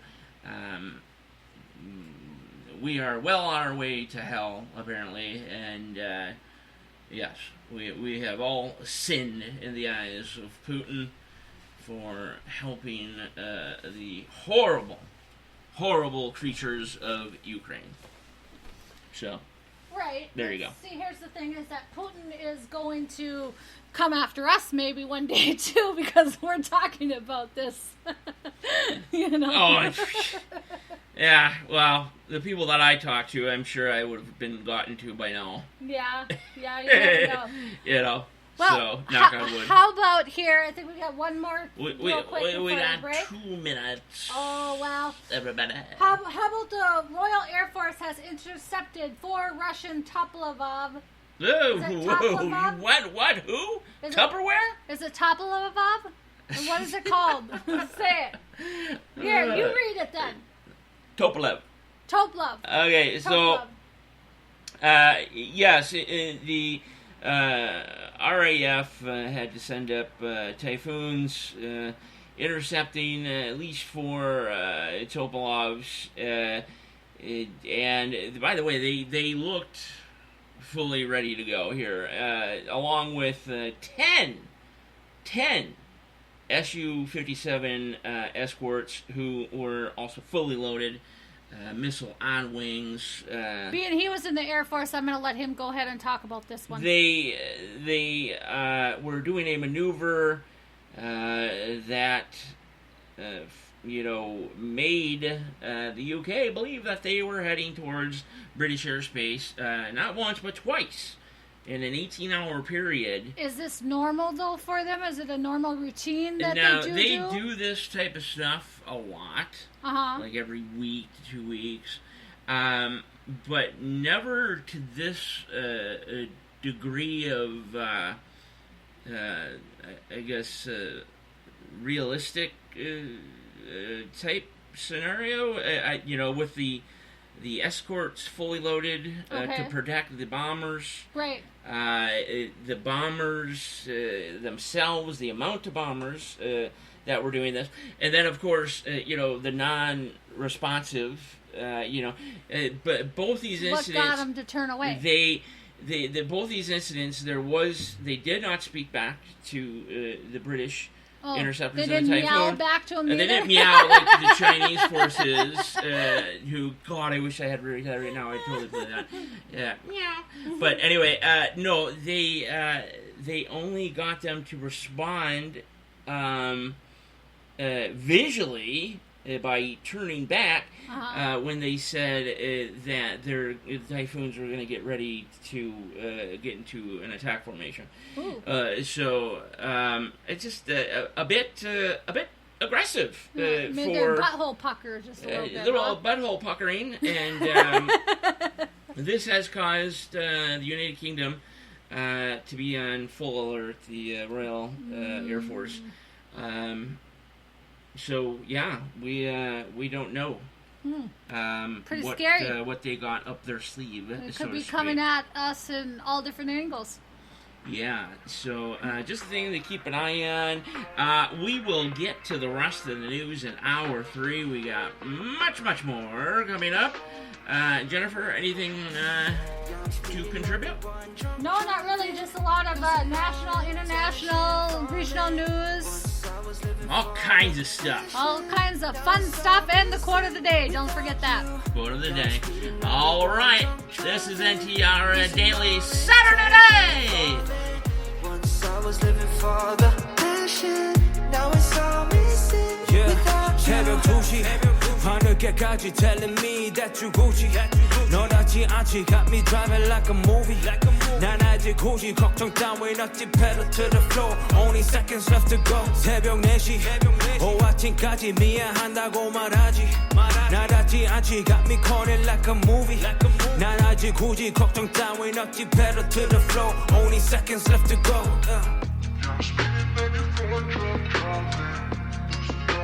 Intention falling.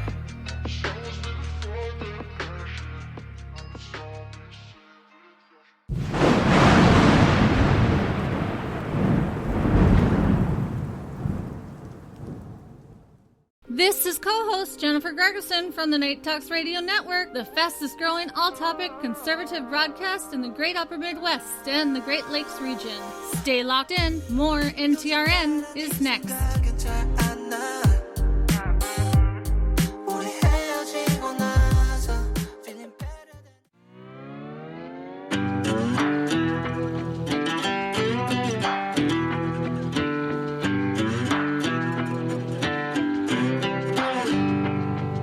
The further we move on from all those yesterdays, happiness gets nearer.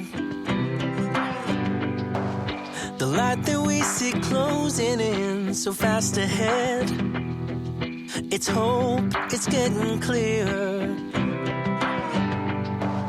The more I think of all the tough times we survived, the more it makes me smile.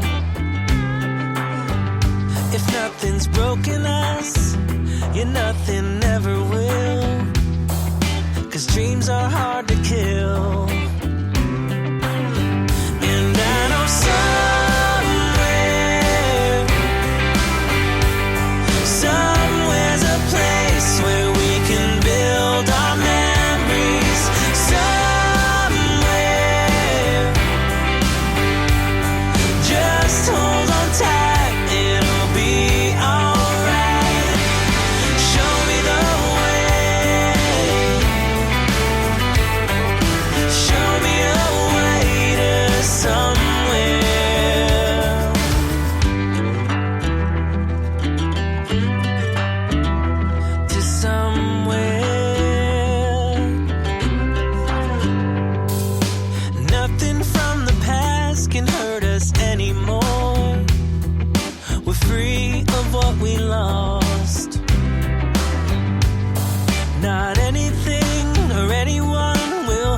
Back, no matter what the cost.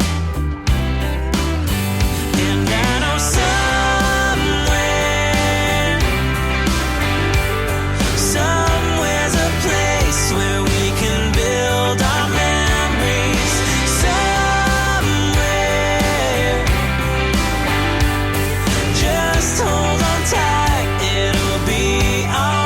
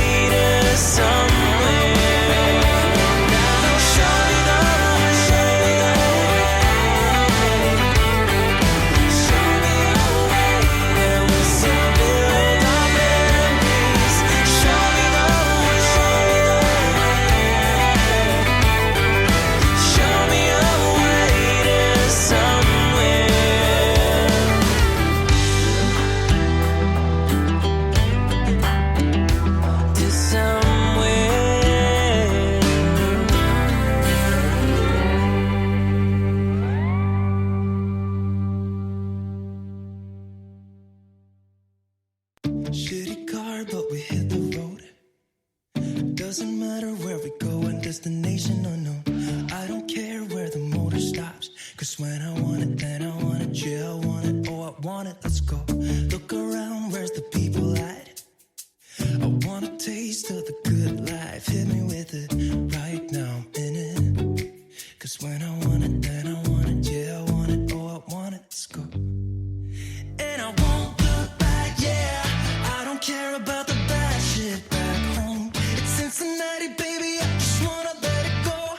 Nothing matters when we're way out here. Yeah. Maybe I don't have to know your real name. I'm just addicted to the way you take the pain away. Nothing matters when we're way out here. Yeah. Cincinnati, baby. Cincinnati, baby. Said, yeah. Cincinnati, baby. Cincinnati, baby. Streaming to you live from Spreaker.com and somewhere deep in the great upper Midwest. If you're ready for a ride, you can call NTR anytime by dialing the nationwide caller line at 1-507-384-9390. First-time callers can reach Night Talks Radio at 1-507-307-4424. Text Daniel and NTR exclusively at 1-218-689-7126. Now, from somewhere in the great upper Midwest, here's your hosts, Daniel Brewer and Jennifer Gregerson.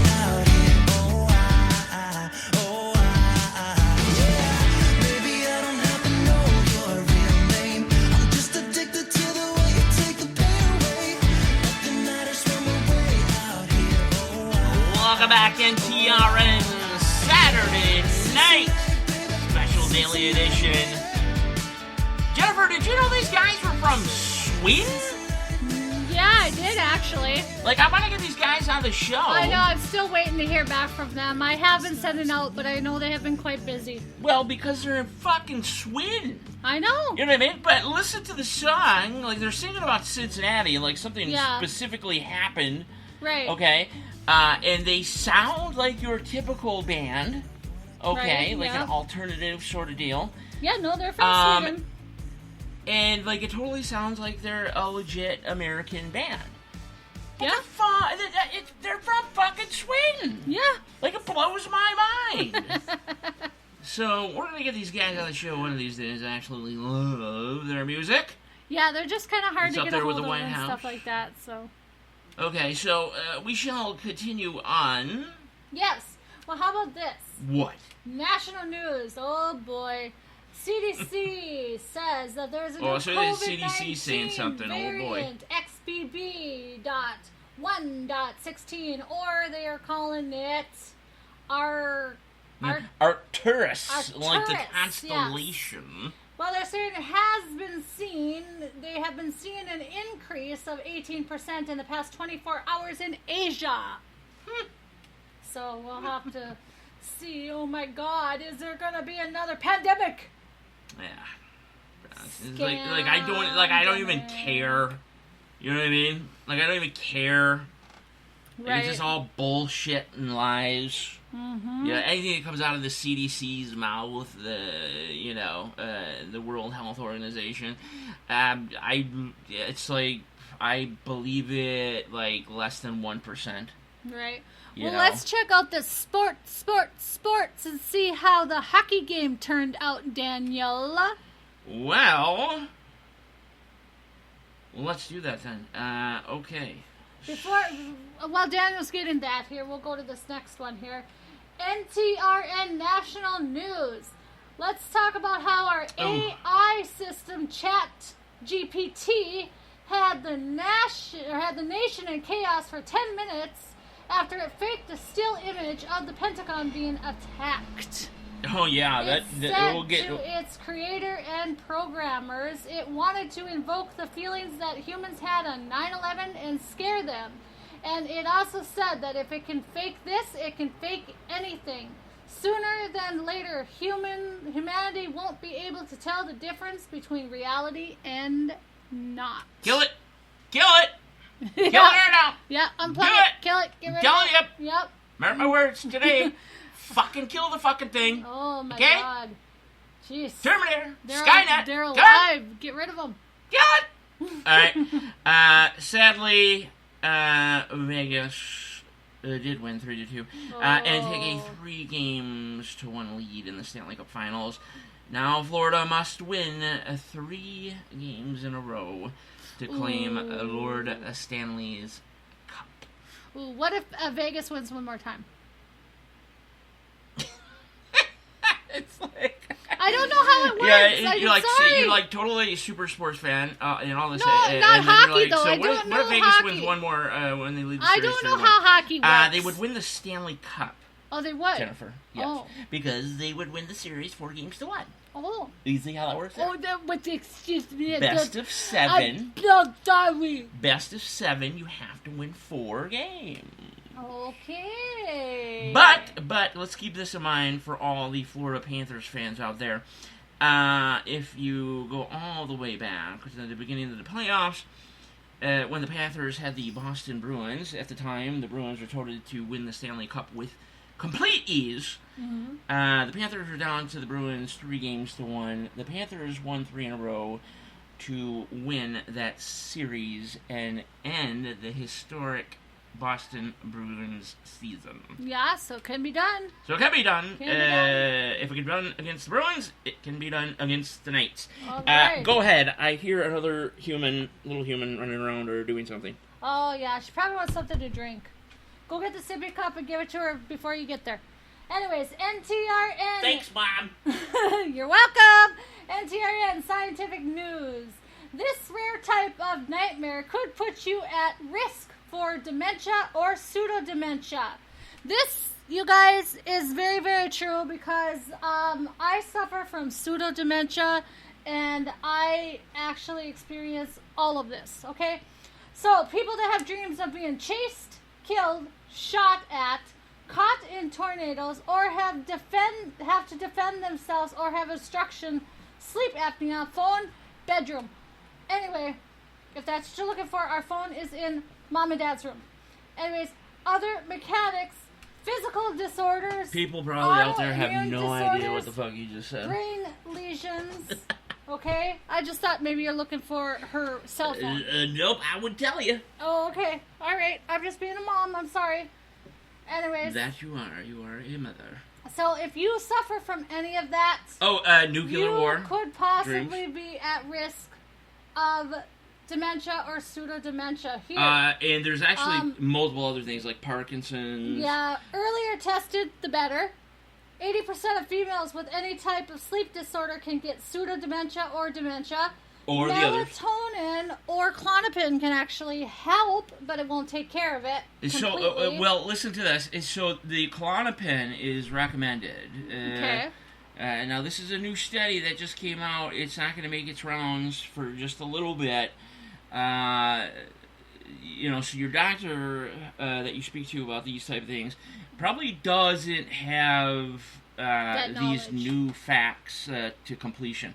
Although I do know I have pseudo-dementia, and I do have brain lesions. But now they can specifically tell you because of a mixture of what happens during your REM sleep, along with the type of dreams that you're having, the movement of your body, what you're saying, how, I guess you could say, violent you get. No, I don't get violent in my sleep. Well, right. What I mean, though, is... Okay, so let me say it this way. Movement of your muscles and things like that, okay? They can literally pinpoint now what in the future is going to be your issue. I do know one thing. I do know one thing, and I don't know if this is pertaining to my sleep apnea or Before not. they couldn't do this. But when I'm sleeping, I do know, like, when I'm in the process of going to sleep, getting in that sleep, closing my eyes, relaxing myself. Yeah. It feels like I can't breathe, and this will be just, like, for a few seconds or whatever, and then I'll take a deep breath, like that, and then I'll be fine and stuff like that for a little while, and then I'll feel like I can't breathe again, like something is closing in on my throat, and I can't breathe, kind of thing. But I am breathing like regularly, but I'm not breathing like heavy, Yeah. And then I'll have to go like this again, and then I'll have to go back into it again. So I'm not sure what that is. you absolutely have to have a sleep study done immediately. Yeah. Okay, I know this was discussed before. They can't get me until July, so. Well, you might want to put an emphasis on that. The quicker that they can catch this type of stuff now, the easier it becomes for you. Okay? Yeah. And then what I was saying about Klonopin. Mm-hmm. Okay? Now, this makes symptoms much easier, okay, on you, your mental status, your body, and things of that nature, and may actually help, is similar to like a cure, even though there is no cure for this, unfortunately. But it can help greatly in the early stages. So they say to take Klonopin, an hour before bedtime. Right. Yeah.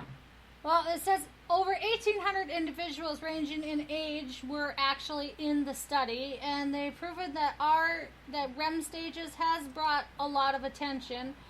They're calling it RBD, REM Sleep Behavioral Disorder. It affects about 2% of general population worldwide, and nearly 3% above the age of 30 get it. Annalisa. It's like Annalisa. Annalisa or something, Diabru. Let me see, where we at? Led the research. Diabro. And she's the top neurologist. She's the one that was leading this neurological study. But, I mean, this is really a huge breakthrough. Yeah. To be able to pinpoint... It's kind of scary, though. I mean, am I going to stay with pseudo-dementia my whole life, or am I going to turn into dementia? Like, I really don't want dementia. Well, I think the scary part of it would be, like, actually knowing 100%, like, okay, you're going to get Parkinson's in 18 years. Like, that's just, or, you're going to have full dementia in... 14 years. Like, it's just, like, holy shit, like... But with dementia and stuff like that, you can train yourself, too. Because, yes, go ahead. Like, dementia and amnesia, or not amnesia, but dementia and Alzheimer's and stuff like that, you forget things, okay? Yeah. And it scares you and everything like that. Well, here... you could start writing journals down and writing things down and stuff like that. So then if you do happen to get dementia, God forbid, or Alzheimer's or anything like that, you have your journal to go back and know what your life is all about, who you are and everything like that. So that's kind of a good breakthrough in a way. Period is good for you and your mental status and things like that. Even at younger ages, it helps you mentally. Right. So, right. Well, I was told my pseudo-dementia comes from everything I experienced, all my trauma I experienced as a kid. What my mother that put could me be through. Absolutely true. We've talked about it on the show before. Your mom was not even close to what you would call a saint. No. She did a lot of wrong. But it wasn't just what my mom did. It was what my exes did to me and everything like that. Yes, and then it was a mixture of all other things that went on as well that probably contributed. But, with these studies and things, your chances of coming out the other side better or, improved in some sort of way are legitimate now. Like maybe with this new study and everything like that, maybe they will eliminate finally my headaches. They could absolutely. That would be nice. I mean, because I suffer from migraines now ever since I had that mini stroke, and stuff like that, which did not cause me to have any major damage to my brain, thank God, except for a little bit of brain lesions. Which, unfortunately, is one of the symptom signs there. Or what they would call, like, a little white matter on the parts of my brain. Yes, which is still not fully understood, but... this is a pretty big study, and... it will soon be in the New England Journal of Medicine. So, yeah. Oh, we'll have to follow it more and figure it out. Absolutely. We'll keep you updated on that. That's for sure. Well, how about this? I was going to tell you a little bit more about what the House Oversight Committee is doing. The House Oversight Committee is in the early stages of preparing a hearing on the UFOs in the wake of unconfirmed claims from a former intelligence official that the U.S. has allegedly found crashed alien spacecraft. Are we referring to Vegas here? Yes. So here's the thing is, okay, You the think? Pentagon has says it is unsubstantiated Yes. evidence. Absolutely, guys. Absolutely. Oversight Committee Chairman James Comer Comer said that I've heard kick about him in the it. balls a few times. I don't know anything about it, but we plan on having a hearing about it. Also, Oversight Committee spokesman Austin Hacker said, in addition to recent claims by a whistleblower, reports continue to surface regarding UAP. So it's not just the whole entire fact that's going in Nevada. It's other cases as well. Mm-hmm. So far, like I said, they have had 800 cases that they are reviewing. Oh, and there's much more. There's than more, that. obviously, but right now they are in the process of reviewing 800 cases. As a matter of fact, pilots are being encouraged to come forward. So there is not yet a time of this hearing. They are in the process of working on preparing a hearing. So we will keep you, NTRN News will keep all of the listeners posted and informed of any new information that comes up about this hearing as well. Well, I can tell you what's going to happen. The new information is going to be like, well, there's a possibility there may be, things out there we don't know yet. Blah blah blah blah blah blah blah blah blah blah blah blah blah blah. Maybe it was a meteor. Yes, it was. Ray Shemansky put it best. Swamp gas my ass. Exactly. They're going to make everything that they can up, okay? But it is just from the video of the Vegas incident that took place April 30th that is just now coming to light. It is the fact that I've seen all that I need to see to know that yes, there was an alien encounter there, and the government quickly came in there and scooped it all up. Mm-hmm. Okay. Mm-hmm. Yeah. So those folks were legitimate. They were scared. They're fearful.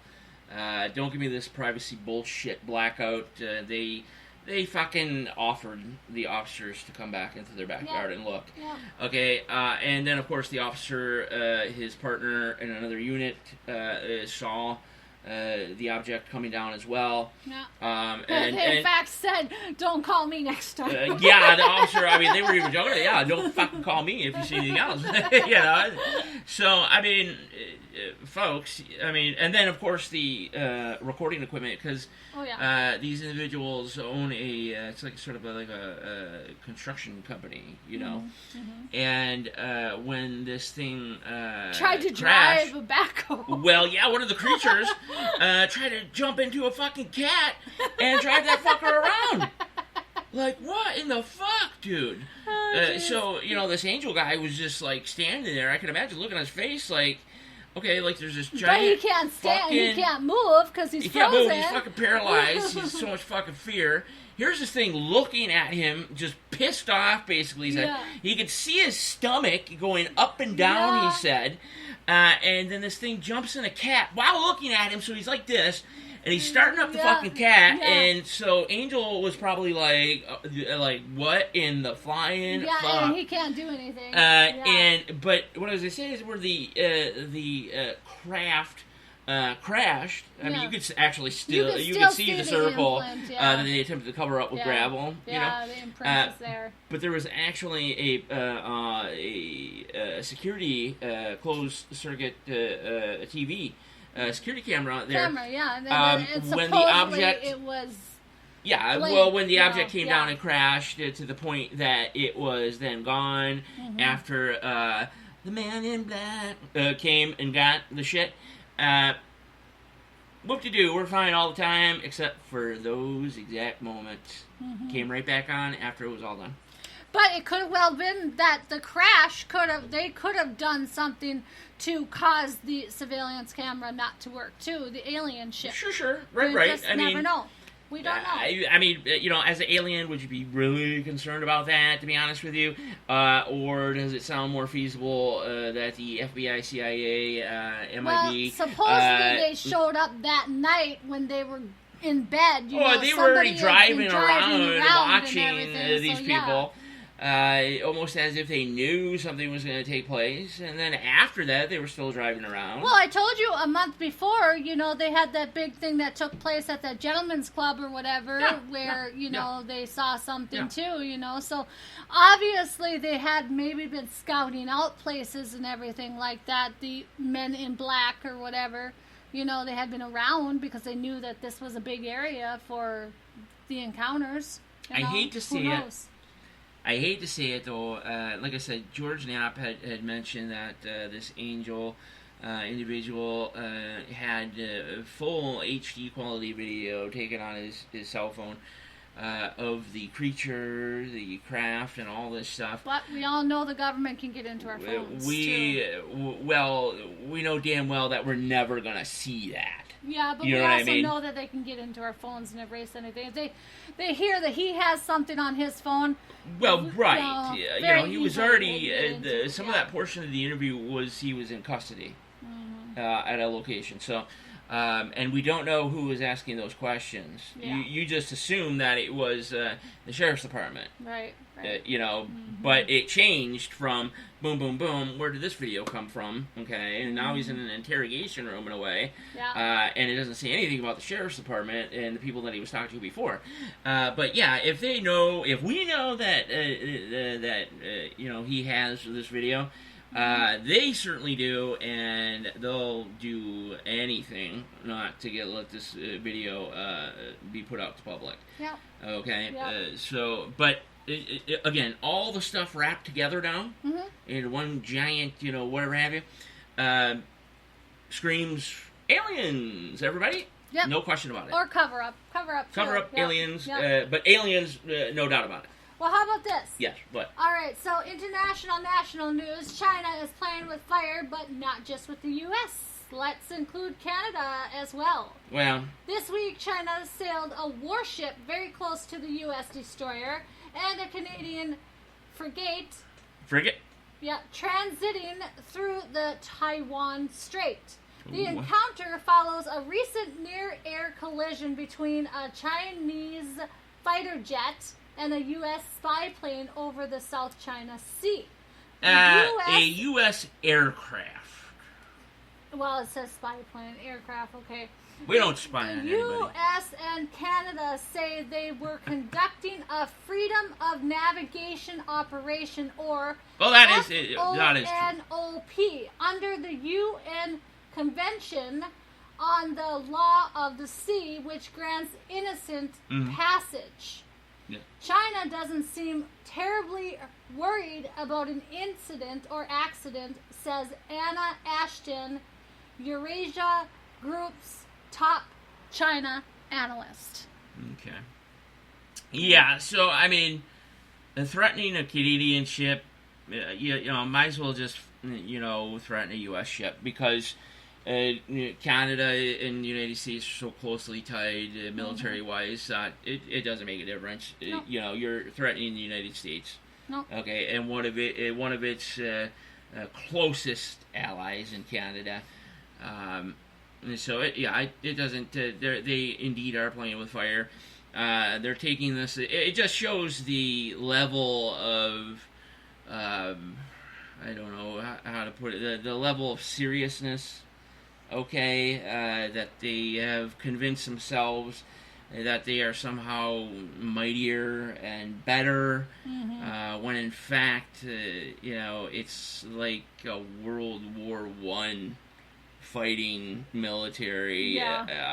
I mean, they're going to be leveled, okay? And they thoroughly believe in their heads that they have some sort of advantage over the United States, to the point that when U.S. military aircraft personnel are identifying themselves and looking for an answer, that they fucking meow back to them. Right. Okay?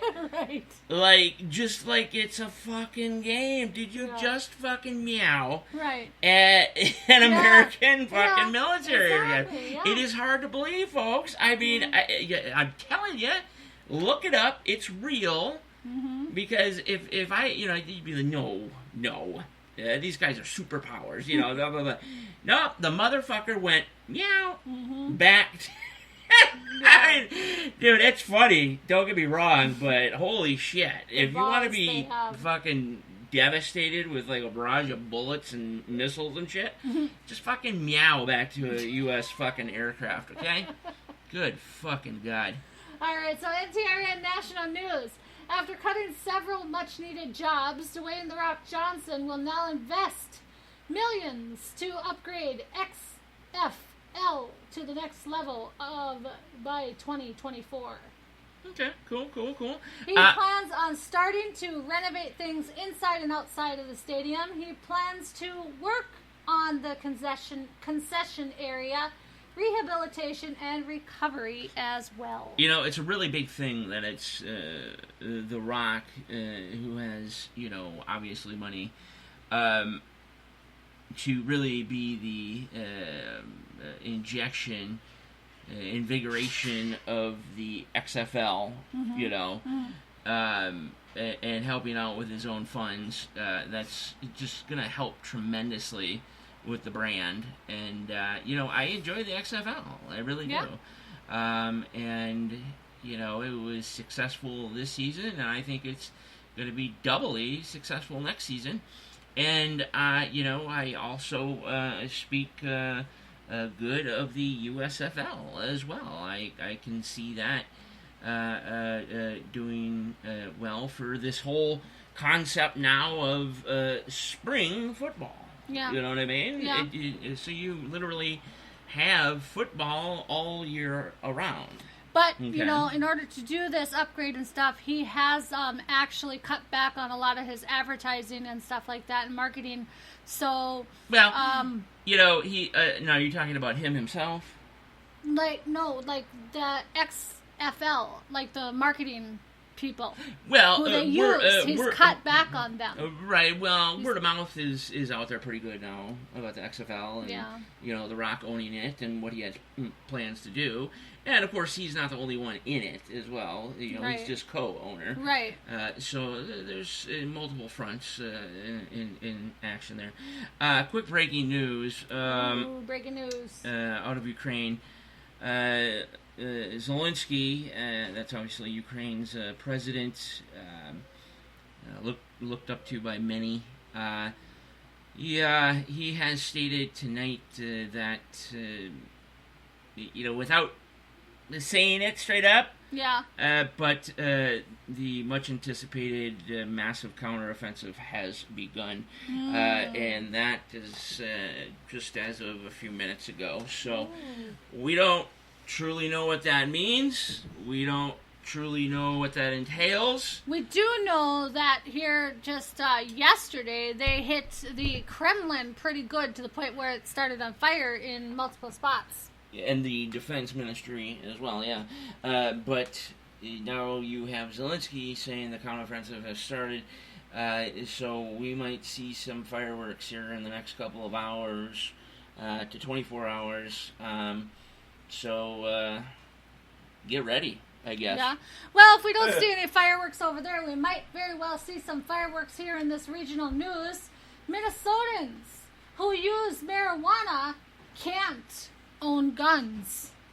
Yes, I said that correctly. Minnesotans who use marijuana can't own guns, according to the ATF. Now that Minnesota has legalized smoking pot, you still could face charges for what, you ask? Yep, owning a gun. Hey, man. According to Jeff Reed... I'd much rather have pot than my freedom. Yeah. According to Jeff Reed, acting special agent of the ATF Bureau of Alcohol, Tobacco, Firearms, and Explosives, there is still a catch. Until marijuana is legalized federally. Honestly, very clever. Firearm owners and possessors should be mindful that it remains federally illegal to mix pot with firearms or ammunition. So, again, I said, pretty clever, but, for the potheads, they don't give two shits, because most potheads are, liberal, lean left slightly. But, So, now, if you were given the option, okay, here, you can have a gun, but you can't smoke pot, or you can totally smoke all the pot you want, but you can't have any weapons. Most potheads are going to be like, dude, I'm going to take the pot, man. Like, I'm going to be high it doesn't matter if you have just a little minute of a little bit of weed in your system, and you get pulled over, and you have a right to carry that gun. You're still going to get charged. Yeah, so, of course, they knew that the potheads would be like, fuck yeah, to the pot, right? Mm-hmm. And that they don't care about the guns, right? Assuming that somebody else is going to be there for them. But people that have brains and aren't, clogged up with pot smoke, are like, dude, absolutely the fuck not. You're not gonna fucking sneak my fucking, essentially freedom away from me. No. Okay, I'm gonna go ahead and pass on the pot and keep my fucking Glock, okay? So, have a nice day, bye-bye. Keep your pot there, your drugs. Okay? I do have some breaking news here with NTRN. Our actual broadcast tonight, I do apologize, has been rescheduled for tomorrow night. It just got way too late. So we are getting Joe Chase tomorrow night at 9:05 p.m. Central Standard Time, 10:05 Eastern Standard Time. And before the show, we may very well have another guest on for a 2-hour show. Be a secret. Okay, to clear that up then. So, Joe Chase, not going to be on an NTRN Live tonight, due to the fact that we are way over time. But he will be on the show tomorrow, Sunday night. Correct. June 11th, at 9:05 p.m. Central Time, at 10:05 p.m. Eastern Time. Correct. Is that all correct? That is correct. Okay, so folks, do not be sad. Do not be upset. Don't shed a tear, because Joe Chase will most certainly be here tomorrow. Yes, and he will be here with some new, interesting news that will be coming your way as well. Oh, I thought you were going to use our line, news that you could use. The news you can use. All right, anyway, NTRN International News, let's talk about how Putin has now given full launch control to the Russian general, which has now put us which has now put us in much worse of a situation. Well, Explain, this is Daniel. all correct. Works a little differently in Russia.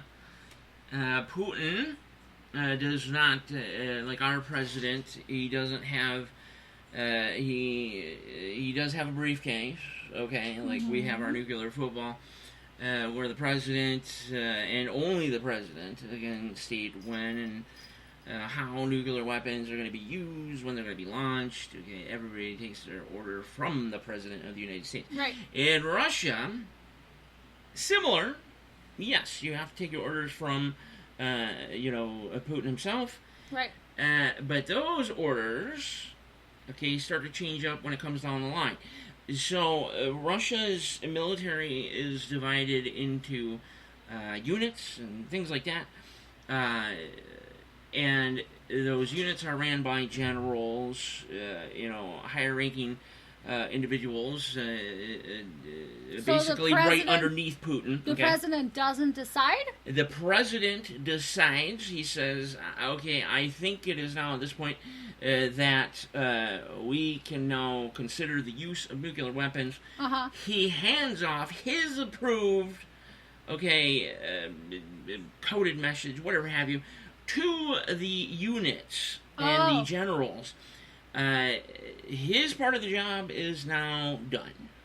Now, the generals have the okay from the president, Putin in this case, at their discretion when to launch nuclear missiles. So they can strike at any time if they feel it's you could. One general thinks that it's time for a strategic attack. Another could think tactical. Another could say, no, we're not using nuclear weapons at all. Okay, but they have them. They all They're three out have there. to agree? Nobody has to agree. Nobody has to agree. Nope. That's why it's so jacked up. If one says, yes, we're going to do it, the other one says, no, no, no, no, and the other one says, no, no, no, no, the one who says they're going to do it, he can do it unless somebody shoots him in his unit. Jesus, man, that's so think about it like this. Remember the movie, the documentary about the man who saved the world? Yeah. Okay. Yeah. The Soviet Union military official who wanted to wait. Right.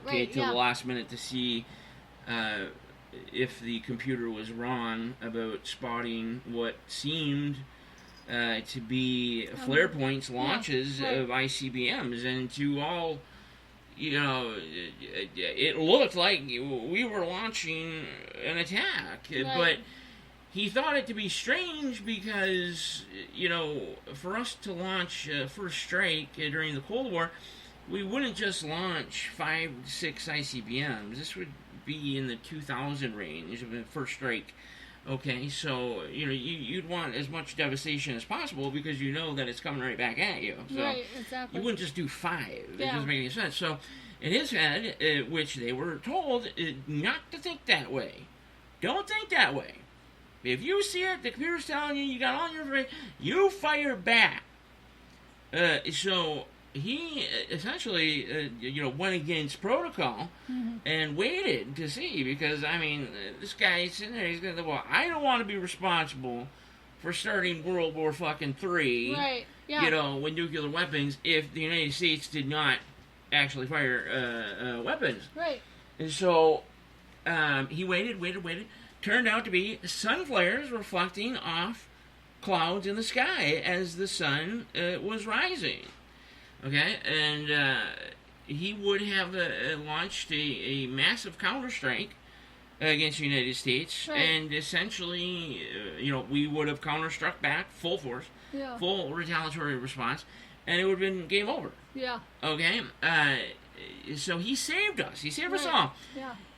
For what he did, he was rewarded with demotion, loss of pay, and basically his name dragged in the mud. Yeah.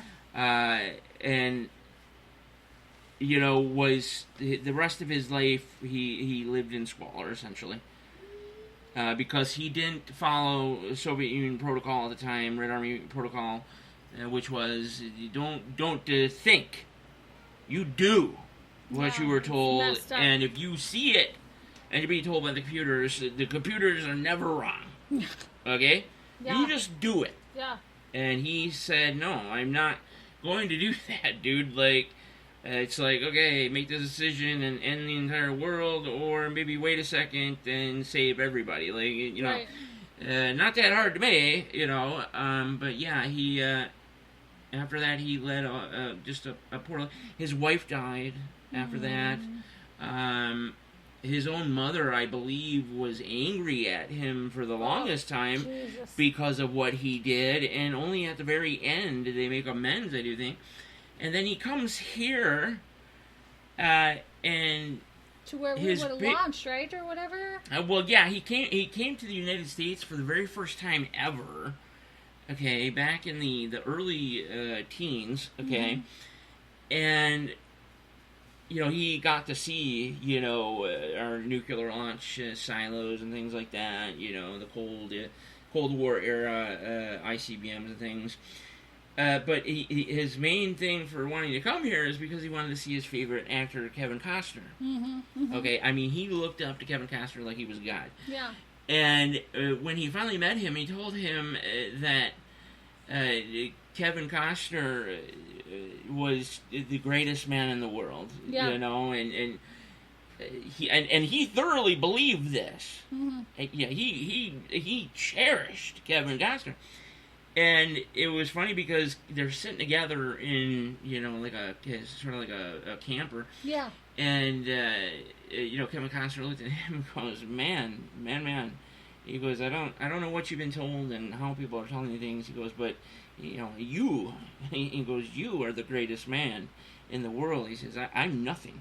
Mm-hmm. I pretend to be a hero. Mm-hmm. He goes, you are a hero. Yeah. And the guy still really didn't understand. Yeah.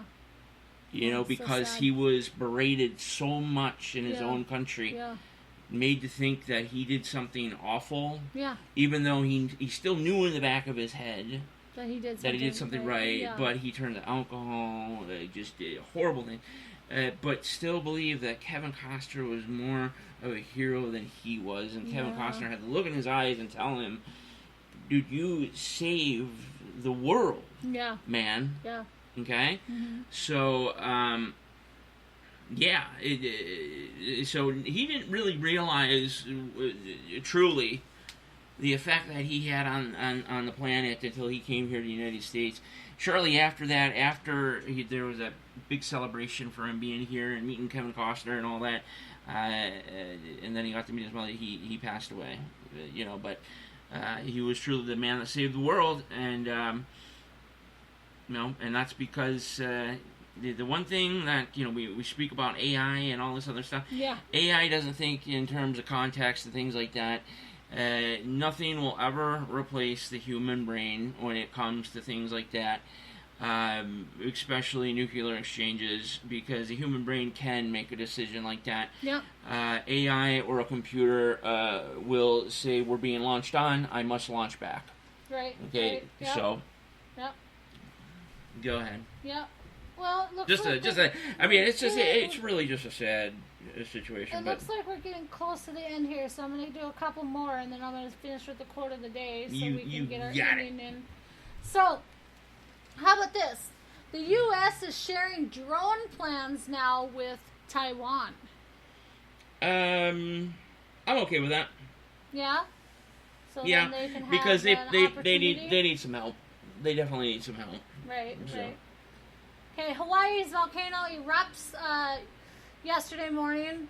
Erupted as a 200-foot high lava fountains shoot into the air. Now it is confined to a closed area of the Hawaii Volcanoes National Park, so there is no immediate threat. But in the past, the lava has actually destroyed populated areas. Not only did Hawaii's volcano erupt, but it was also Italy's volcano erupted, and so did Philippines.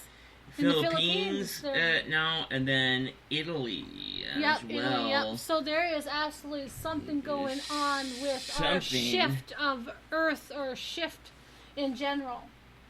Something odd, something strange, so something. I want to leave you with this last one before I go to the quote of the day.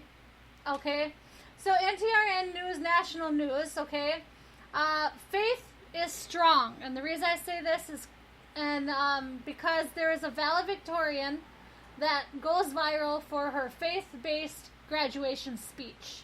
Okay. You are made in the image of God.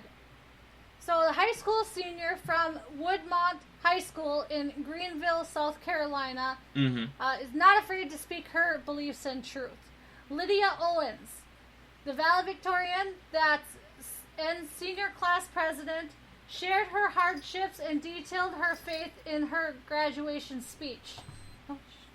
She said in a 3-minute speech, "Even if you accomplish all your dreams or none of them at all, you are still valuable and you are still good enough because you are made in the image of God." I love this speech because it is so, so true. She then spoke about how her definition of success was redirected 2 years ago after losing her mom. She said, "When tragedy struck my life, my grades or accomplishments helped me through the loss.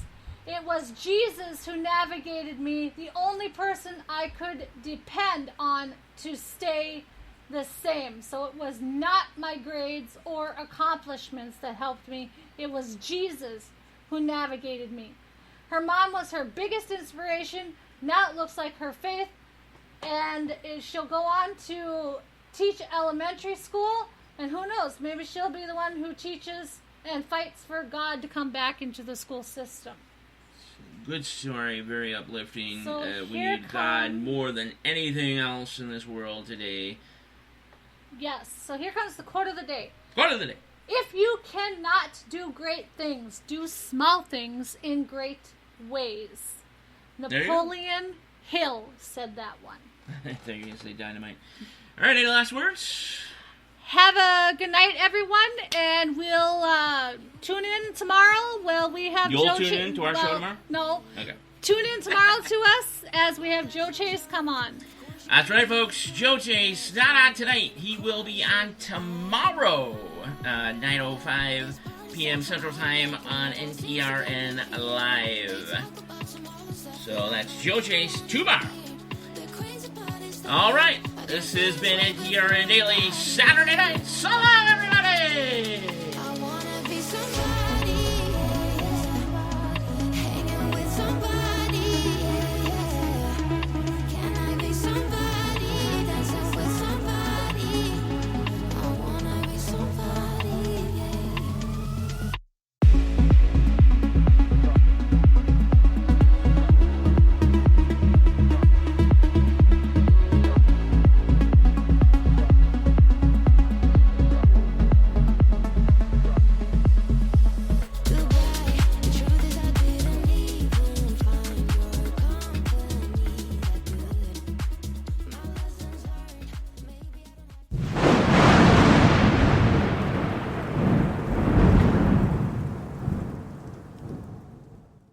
Hello, all NTRN fans and listeners. If you're tired of the same old clothes or like to be different from everyone else, just like me, then check out this awesome new online store, Sensational Styles, and enjoy the many unique items it has to offer. There's something for the whole family. Sensational Styles caters to your everyday needs at an affordable price and is not afraid to show its conservative values. With Sensational Styles, you won't have to worry about wearing the same outfit as 10 other people in the same room. Instead, you will be able to shine and wear your own style. Another great thing is that you can customize any of our 800 products or even purchase bulk for any special event and share any of your creative ideas by simply emailing me, Jennifer Gregerson, at sensationalstyles2023jg@gmail.com. I'm open for anything. In fact, I love to see my customers happy and want them to be satisfied.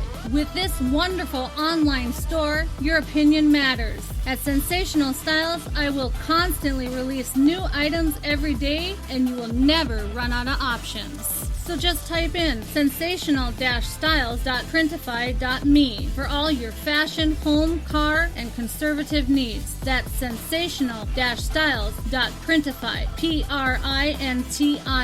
printify.me, or email me, Jennifer Gregerson, at sensationalstyles2023jg@gmail.com. That's Jennifer Gregerson at sensationalstyles2023jg@gmail.com. Soon, you will be able to follow us on Facebook, Instagram, and Shopify. We are open and ready for your business now.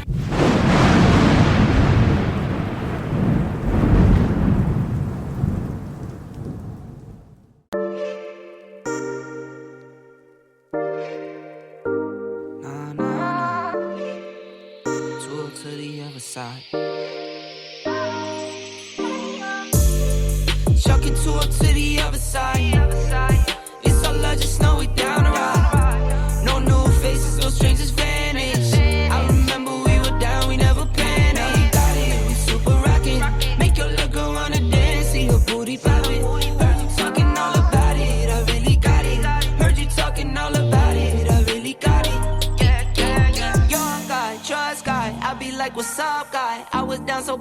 took those L's, I was like, what, God? Now I'm up on my way to the bank, I'm laughing, ha, ha. Now I'm up, I barely here, thinking hater, rah, rah. Okay, moment I fade, I gotta go away. Okay, pressure on me if you can't make no mistakes. Okay, I remember time back down on 5th block, never switch sides, free PC until he touchdown.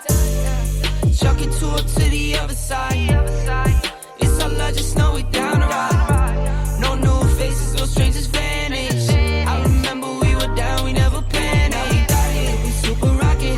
Make your little girl wanna dance, see her booty poppin'. Heard you talking all about it, I really got it. Heard you talking all about it, I really got it. Yeah. I've been working really grinding. Timeless, timing, perfect, see me wildin'. Flying, getting on my mileage. Rising, silent, see me see them biting. Everything's been changing, not the same no more. Nothing is the same, who's to blame? Don't know this game no more. I still do my thing and stack this change until I can't no more. People say I changed, but to my mommy still a baby boy. Chuck it to the other side. It's all love, just know we down the ride. No new faces, no strangers vanish. I remember we were down, we never panicked. Got it, we super rockin'. Make your little girl wanna dance, see her booty poppin'. Heard you talking all about it, I really got it. Heard you talking all about it, but I really got it. Yeah. For Jennifer Gregerson and the Night Talks Radio Network, I'm your host and creator, Daniel Brewer, saying thanks for listening to another great NTRN episode. Also, we can't forget the ones who make NTRN possible nationally and worldwide. Spreaker.com, iHeartRadio, Spotify, JioSaavn, Podchaser, Google Podcasts, Deezer, Podcast Addict, ZMARadio.com, Live 365, and TuneIn Radio. All music heard on NTRN is licensed for use by Epidemic Sound. For more information, head to epidemicsound.com. All other music heard on NTRN is licensed for use freely by the musical artists, along with copyright usage information, fulfilling any terms of usage agreements with Spreaker.com. Special thanks to the voice of NTRN, Kevin Robinson. And a very special thank you to Art Bell, because if it wasn't for Art Bell back in the day, we wouldn't be here today. Catch NTRN every Tuesday, Wednesday, and Thursday late night and weekends starting at 9:05 p.m. Central Time, beaming directly to you from a secret little town in the great upper Midwest. So, until the next NTRN, stay safe, cover your six, and remember, they are listening. So long, everybody.